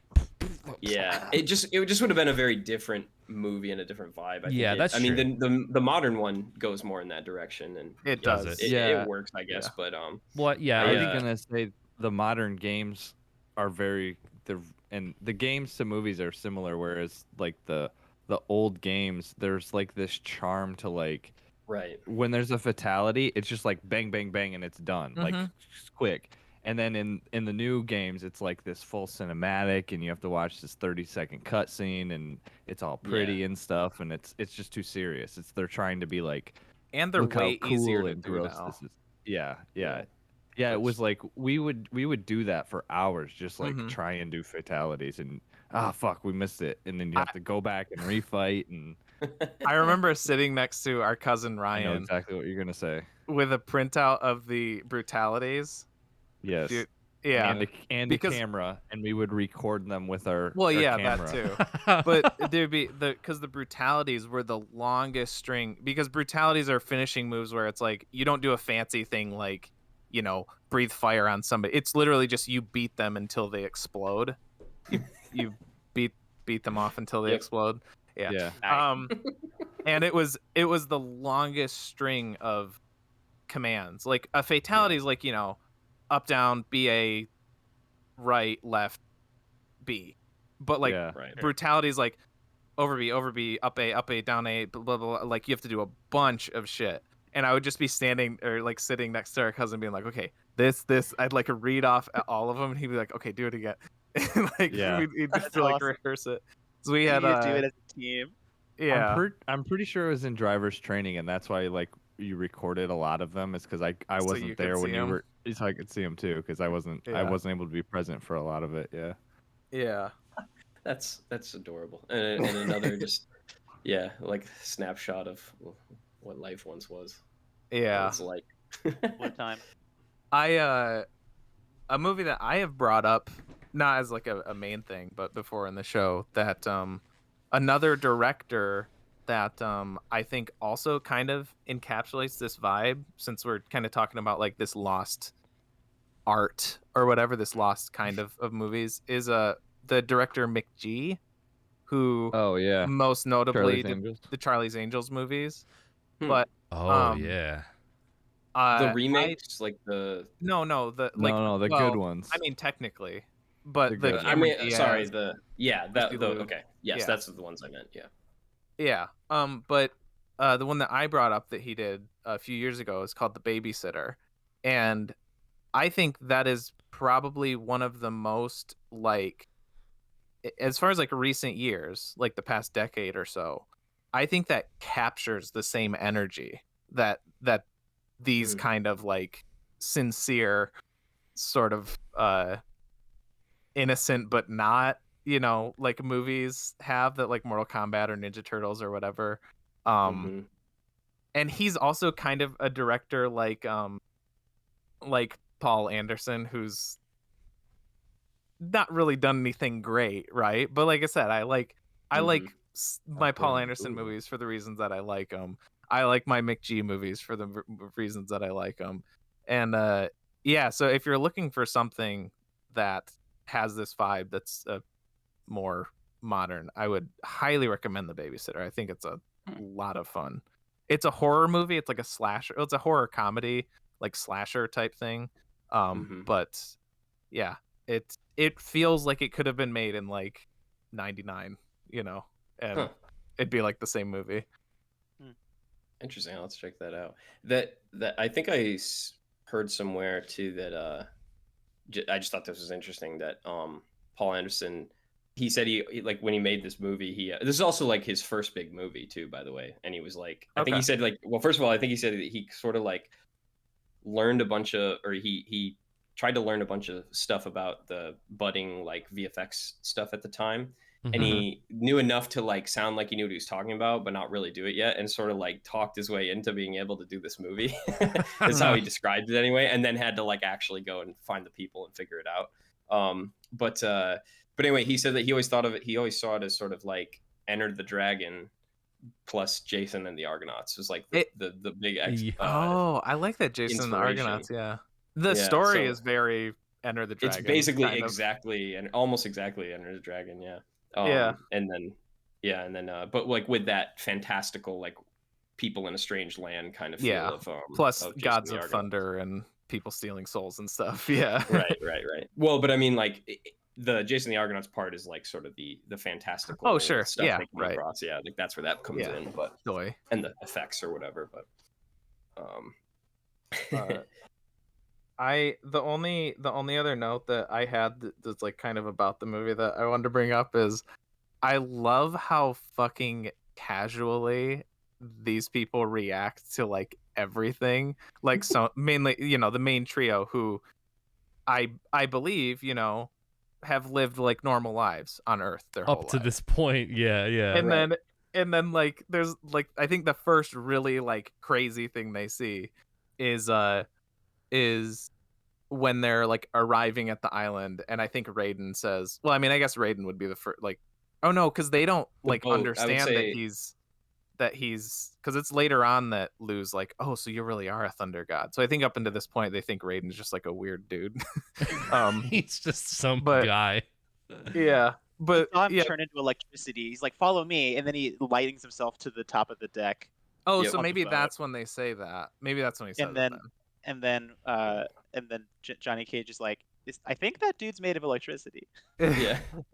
yeah. He's like, one guy was stuck on his hand, another guy could freeze stuff. Yeah. Yeah.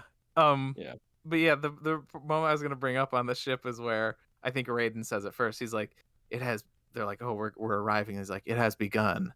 And then you see Shang Tsung there going, it has begun, and there's like a giant flaming skull and like snakes swirling Yeah. around Yeah. like Yeah. that meme of the like the bowling Yeah. alley screen when you get a strike, like all this shit going on. Yeah, then- yeah. And then Yeah. it cuts back to them and they're just like, oh. And then like they Yeah. get to the island, they see Sub-Zero freeze a guy in midair and shatter, and Johnny Cage is just like, oh man, glad I'm not that guy. Like that's all he says to it. Well, like I feel like Johnny Cage was given the most like Joss Whedon before it was Whedonisms. He's the comedic relief. Go to the sidekick island, guy. they said. It'll be fun, they said. Or it's like, good for your career. well, then like they throw when he throws his luggage into the water, he's like, good thing I didn't ask him to park my car. But it was so sprinkled in that it worked.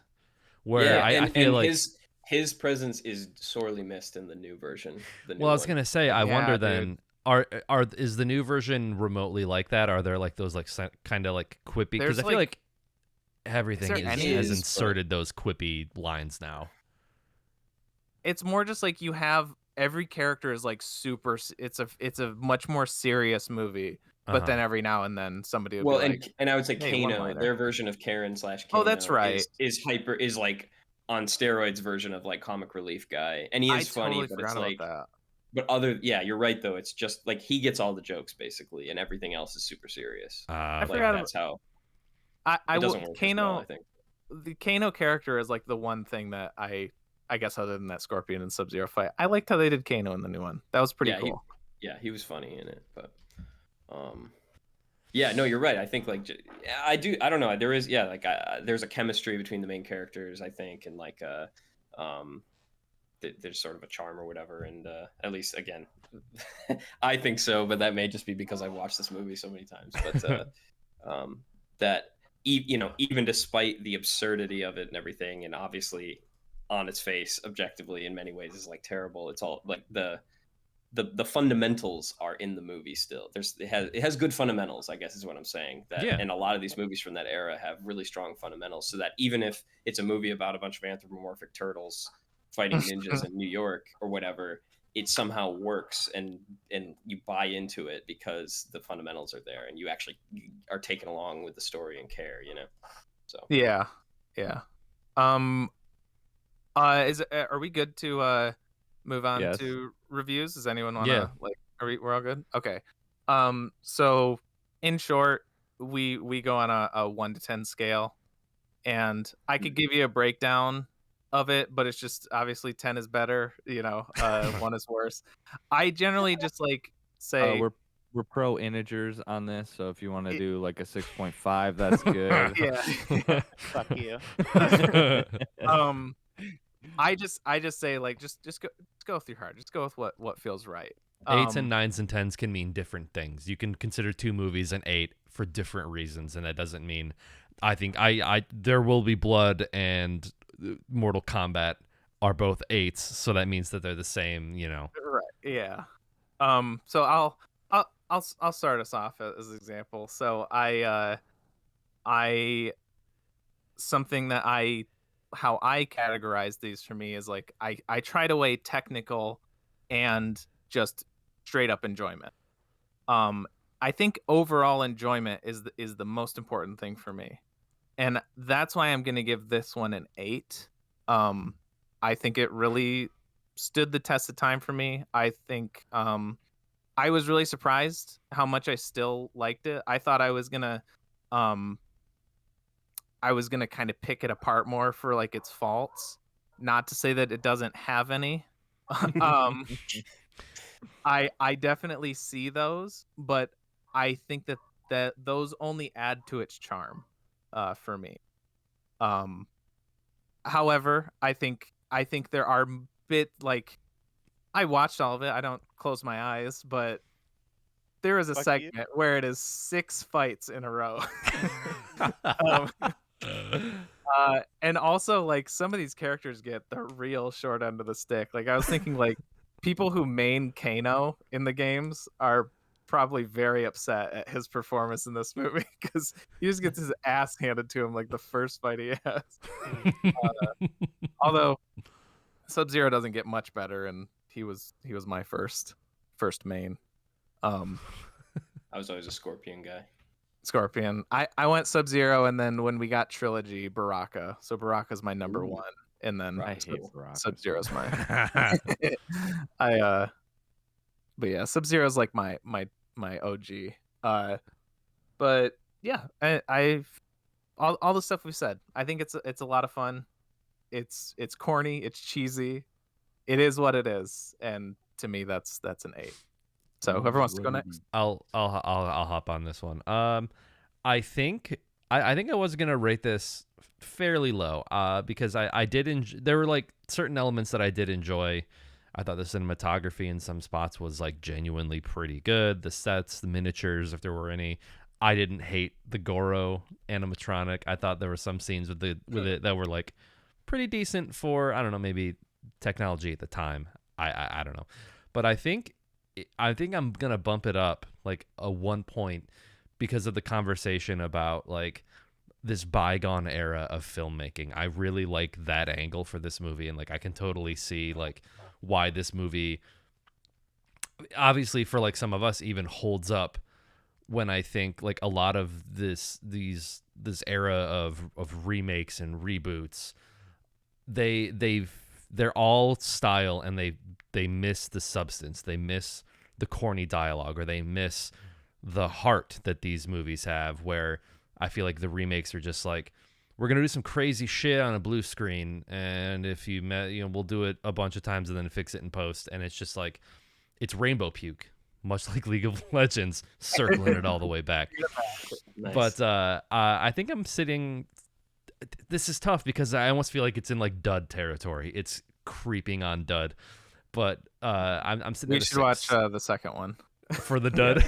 Yeah, that's a true just bad movie all around. Yeah, in a fun way, but yeah, I'm sitting at a 6. I think the fight scenes, the 6 fight scenes in a row. By the time it got to Reptile, I was like kind of glossy eyed, like, all right, here's another one.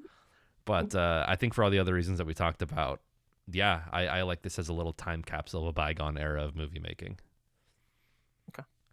Who wants? And this is a guest movie. You guys can't give it under a 6. So I've set the floor. At 10, because here we Yeah, go. Yeah. Okay. Sorry. Yeah. I didn't know who was So gonna go next. yeah. So that being said, I'm gonna give it a 5. Oh, okay. No, really. Is that what you're giving it? It's a 4. I am. I actually giving it a 5. Price is Okay. Right rules. Because yeah, it wasn't. It's not a good movie. It's not a good movie. But it's not a bad movie. I mean, it's a bad movie, but it's not like A bad movie. a bad experience, you Sure. know. And it's like I definitely like slept through some of the fight scenes. They just didn't. I don't know. Like maybe that's my fault for waking up in the morning and then immediately watching the movie while I ate my tacos. But sorry, now I'm thinking about tacos. Yeah, like there was some cool stuff in it. I dug the introducing all the characters at the beginning kind of shit, But man, it's just you remember the Dragon Ball Z movie? Remember that the one? live action one. The live action Dragon I Ball should Z. throw that in the I've deck never up. seen it, but I've seen Yeah, it once. It was to take. It's like take all the elements of this movie that sucked and amplify them a lot. And then suck out all the fun parts. But then on top of that, you have the whole like whitewashing of the cast in addition to that. Yeah. Because like we had like except for I guess Raiden, we had like Asian characters being played by Asians and stuff like that. That was kind of interesting because that's such a hot topic, at least in the future, which I guess Present is now. Yeah. I'm zoning out. But the point Scarlett is, Johansson plays giving it a Raiden 5, in the next one. I'd probably have fun, watching this with some friends, just to make fun of it. But like for the same reason that Nick was talking about like it has that sort of like cuteness, like, aw, look at this '90s movie, I'll give you a 5. Come on. That's kind of where I'm at. Yeah, I think if I wouldn't have had time to watch this movie, I would have just faked it, and I probably would have said like a 7 or maybe an 8. But since I rewatched it, like I don't, it didn't hold up for me at all. I do like that, like um the fight scenes for most many of them, you can tell like Johnny Cage and Liu Kang, the actors actually know like what they're doing, and it's not some Marvel style choreographed dance where they do two little things and then they cut to a different shot, and it's good. Like the choreography is good. I mean, it seems like a low budget movie. I don't know. I said this earlier off air, but so I'm just gonna use this as my put it into the wrap up where Sure. I feel like this movie is a kind of what I think this is what Moose was kind of saying. I think this is a bad good movie. It's a bad attempt at a good movie. I think I like the second one more because it's a bad movie that's fun to watch. I don't feel like this movie's as fun to watch as the second one. Just I mean, I didn't realize that you also slept through the fight scenes, Travis. no, I didn't. I wasn't paying full attention because I was just like, holy fuck! I didn't realize there's this many fight scenes. It's just like overdosing on fight scenes. I'm becoming numb to it. I need like something and amp it up somehow. It's Matrix Reloaded. Which they do amp it up in the second one because they do the animality, your animality. Yeah. And that's Oh, no. yes. So 5. 5? Okay. Yeah. Okay. Oh, I think it I was fared gonna pretty say well with you 6. guys. 5 or 6. What do you wanna Better do? than The Discovery, which was the wait, last movie we watched that a guest brought in. Yeah. What what did you want to settle on, Travis? Just I'll for flip a coin. okay. I mean, you could go 5.5 too. Oh, No. despite probably when not it's- here. I don't want to upset Moose. I already So you're picked gonna on with flip a that. coin. It's a 5. All right. Just go with I gotta say that's not a bad showing. I think for this movie, actually, I pretty much feel the same. I would describe it pretty similarly to how TJ did. That I'm gonna give it an 8 because, while it is not There Will Be Blood by any stretch of the imagination, it different is. Paul I think Anderson. for what it knows what it is, and for what it is, it's very fun to watch. I think, and it's funny too because as a kid, I would be bewildered, being like, "Wait, how are you saying that more fight scenes is a bad thing?"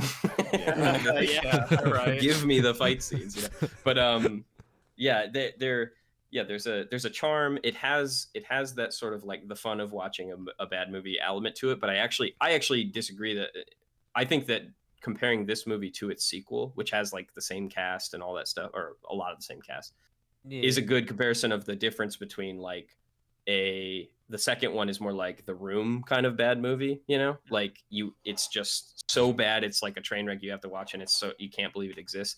I think this one is like it's bad in the sense that it's not an art film, and it has like a bunch of cheesy things, but it actually, again, I think it has strong fundamentals of like filmmaking and storytelling, or not storytelling, but filmmaking and like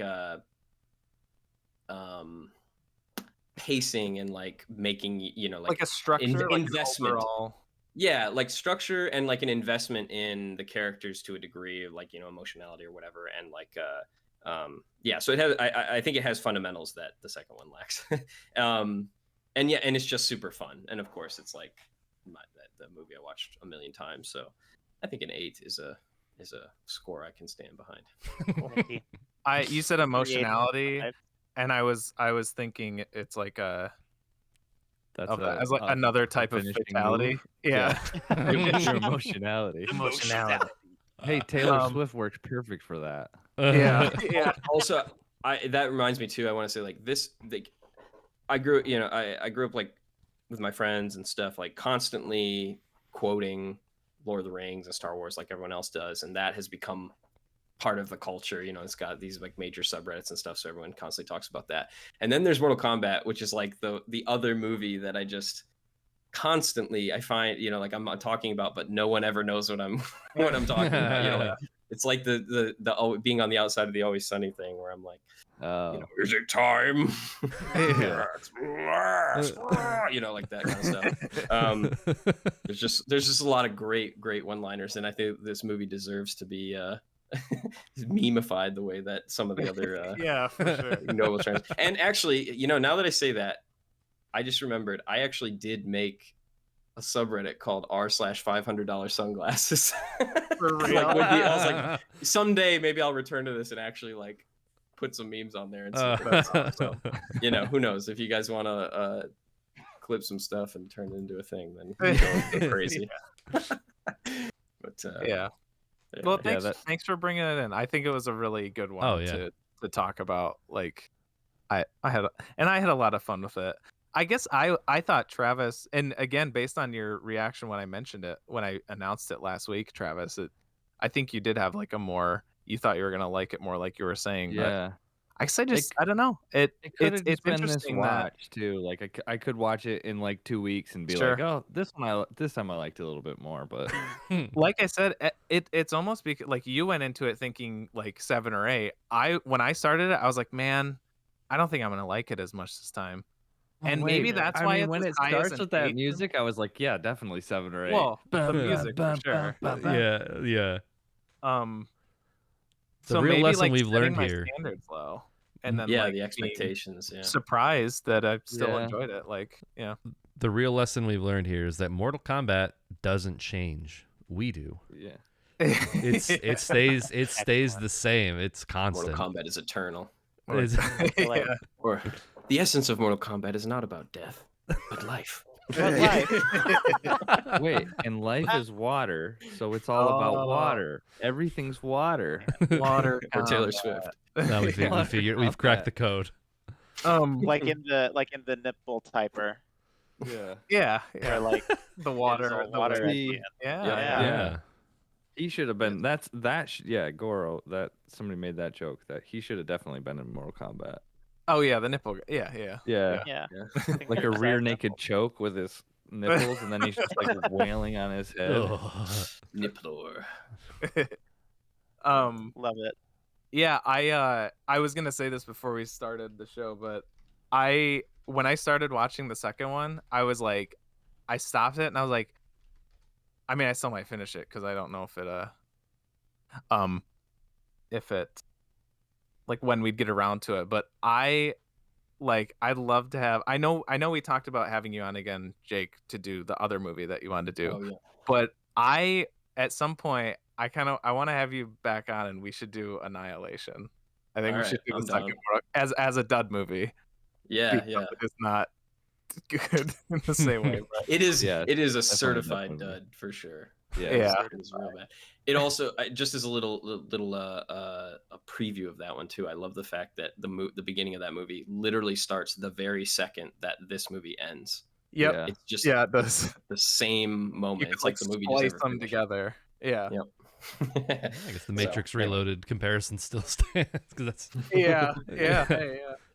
Okay, so we gotta get moving. So I'm looking for a D4 because next week is our Christmas D4 episode. There it is. There's something there. I have a problem. So I asked all y'all sons, Jake obviously, to bring in a Christmas movie to suggest. I'm gonna roll this D4 here and see what we're watching. How do we? I'll just map the number to... let's go in the order we announce ourselves. So I'm gonna be 1, Nick is 2, Travis is 3, you're 4. Okay. Cool. Okay. So I'm gonna so number 1 is Klaus. Number 2 is shit. Let Moose go. I haven't thought about this yet. Oh, okay. Okay. So 4 is Meet Me in St. Louis. Okay. I got the numbers in my head because I'm just remembering the order. So I almost need to roll my own D4 because I'm between listeners. Home Alone Jingle All the Way. What was the other one? Santa Claus. Do you want The me to Santa roll? Claus. Do you want me to roll for you? Yeah, maybe. And then the last one's Jack Frost, the one with Oh. Michael Keaton. Okay, Well, not the whatever horror one movie. Travis takes, I'm definitely either thinking Santa Claus or Jack Frost. So whichever Oh one Travis. shit. Oh, then I might change mine to Muppet Christmas Carol. I was banking on you doing Muppet Christmas Carol for yours. I'm gonna Me? change mine. Yeah, because I thought you, unless you're Oh, being because we're going to see it sarcastic. at the theater. Yeah, Well, no, I let's. thought Okay, I'll before put you mine as said you were- Muppet Christmas Carol. No. I'll do. Nick, you don't have to. I'm not, because then I feel like I have two picks. If you were Oh. going to pick something else, you should. But if you want to do Muppet Christmas Carol, that's fine. I just don't do it for my But sake. you're supposed to see my movie. You're all like, "Oh yeah, I should Yeah. have thought of it."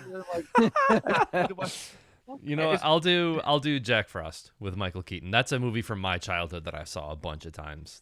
I'll do Jack Okay. Frost. So put Muppet Christmas Carol as one of the numbers on mine. Oh, Unless you want to okay. pick it.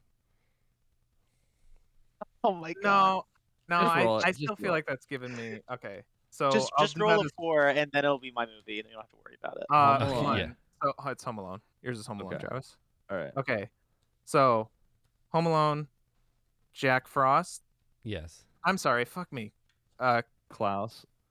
Or do I want to do Muppet? God damn it, that fucked Yeah. me up. Do you need to roll the d4 between the two of them? Oh If my it's odd- god. If it's odd, you get.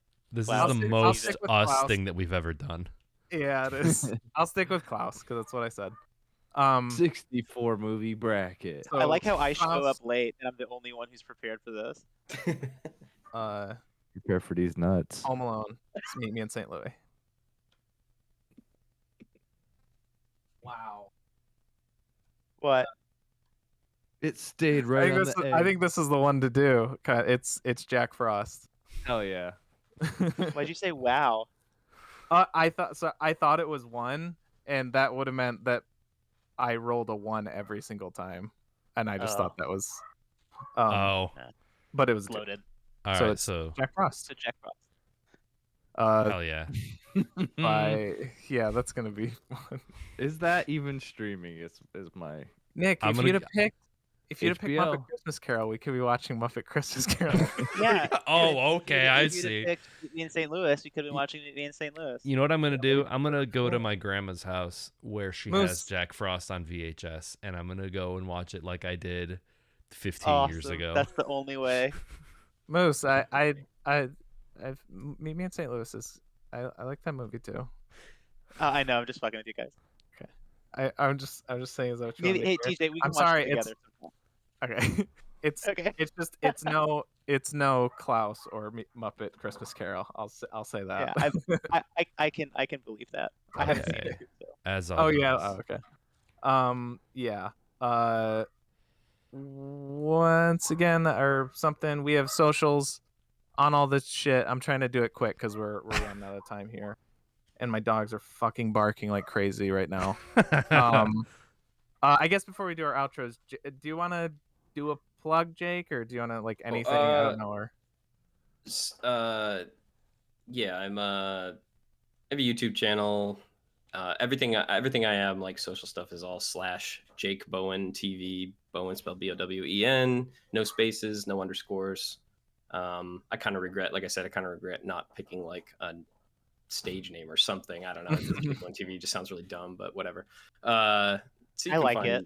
stuff I make there. I'm not like I don't like regularly upload things, but every now and then throw something up there and continuing the old series or whatever. And they're not all as quite as Unsettling. absurd. Yeah, unsettling. Let's say as the original Samsonite video. So I'll throw all of those in the episode description too, links to all of those. So if you want to follow up on any of those, they'll all be down there. Sweet. thanks. As well as all of our socials, there will be duds at all the Everything. all the big stuff. New podcasts and streams are they're coming out simultaneously now on Wednesdays at 7 p.m. Eastern Standard Time. Again, next week is our Christmas episode. We'll try to do something a little special, and we are watching once again Jack Frost.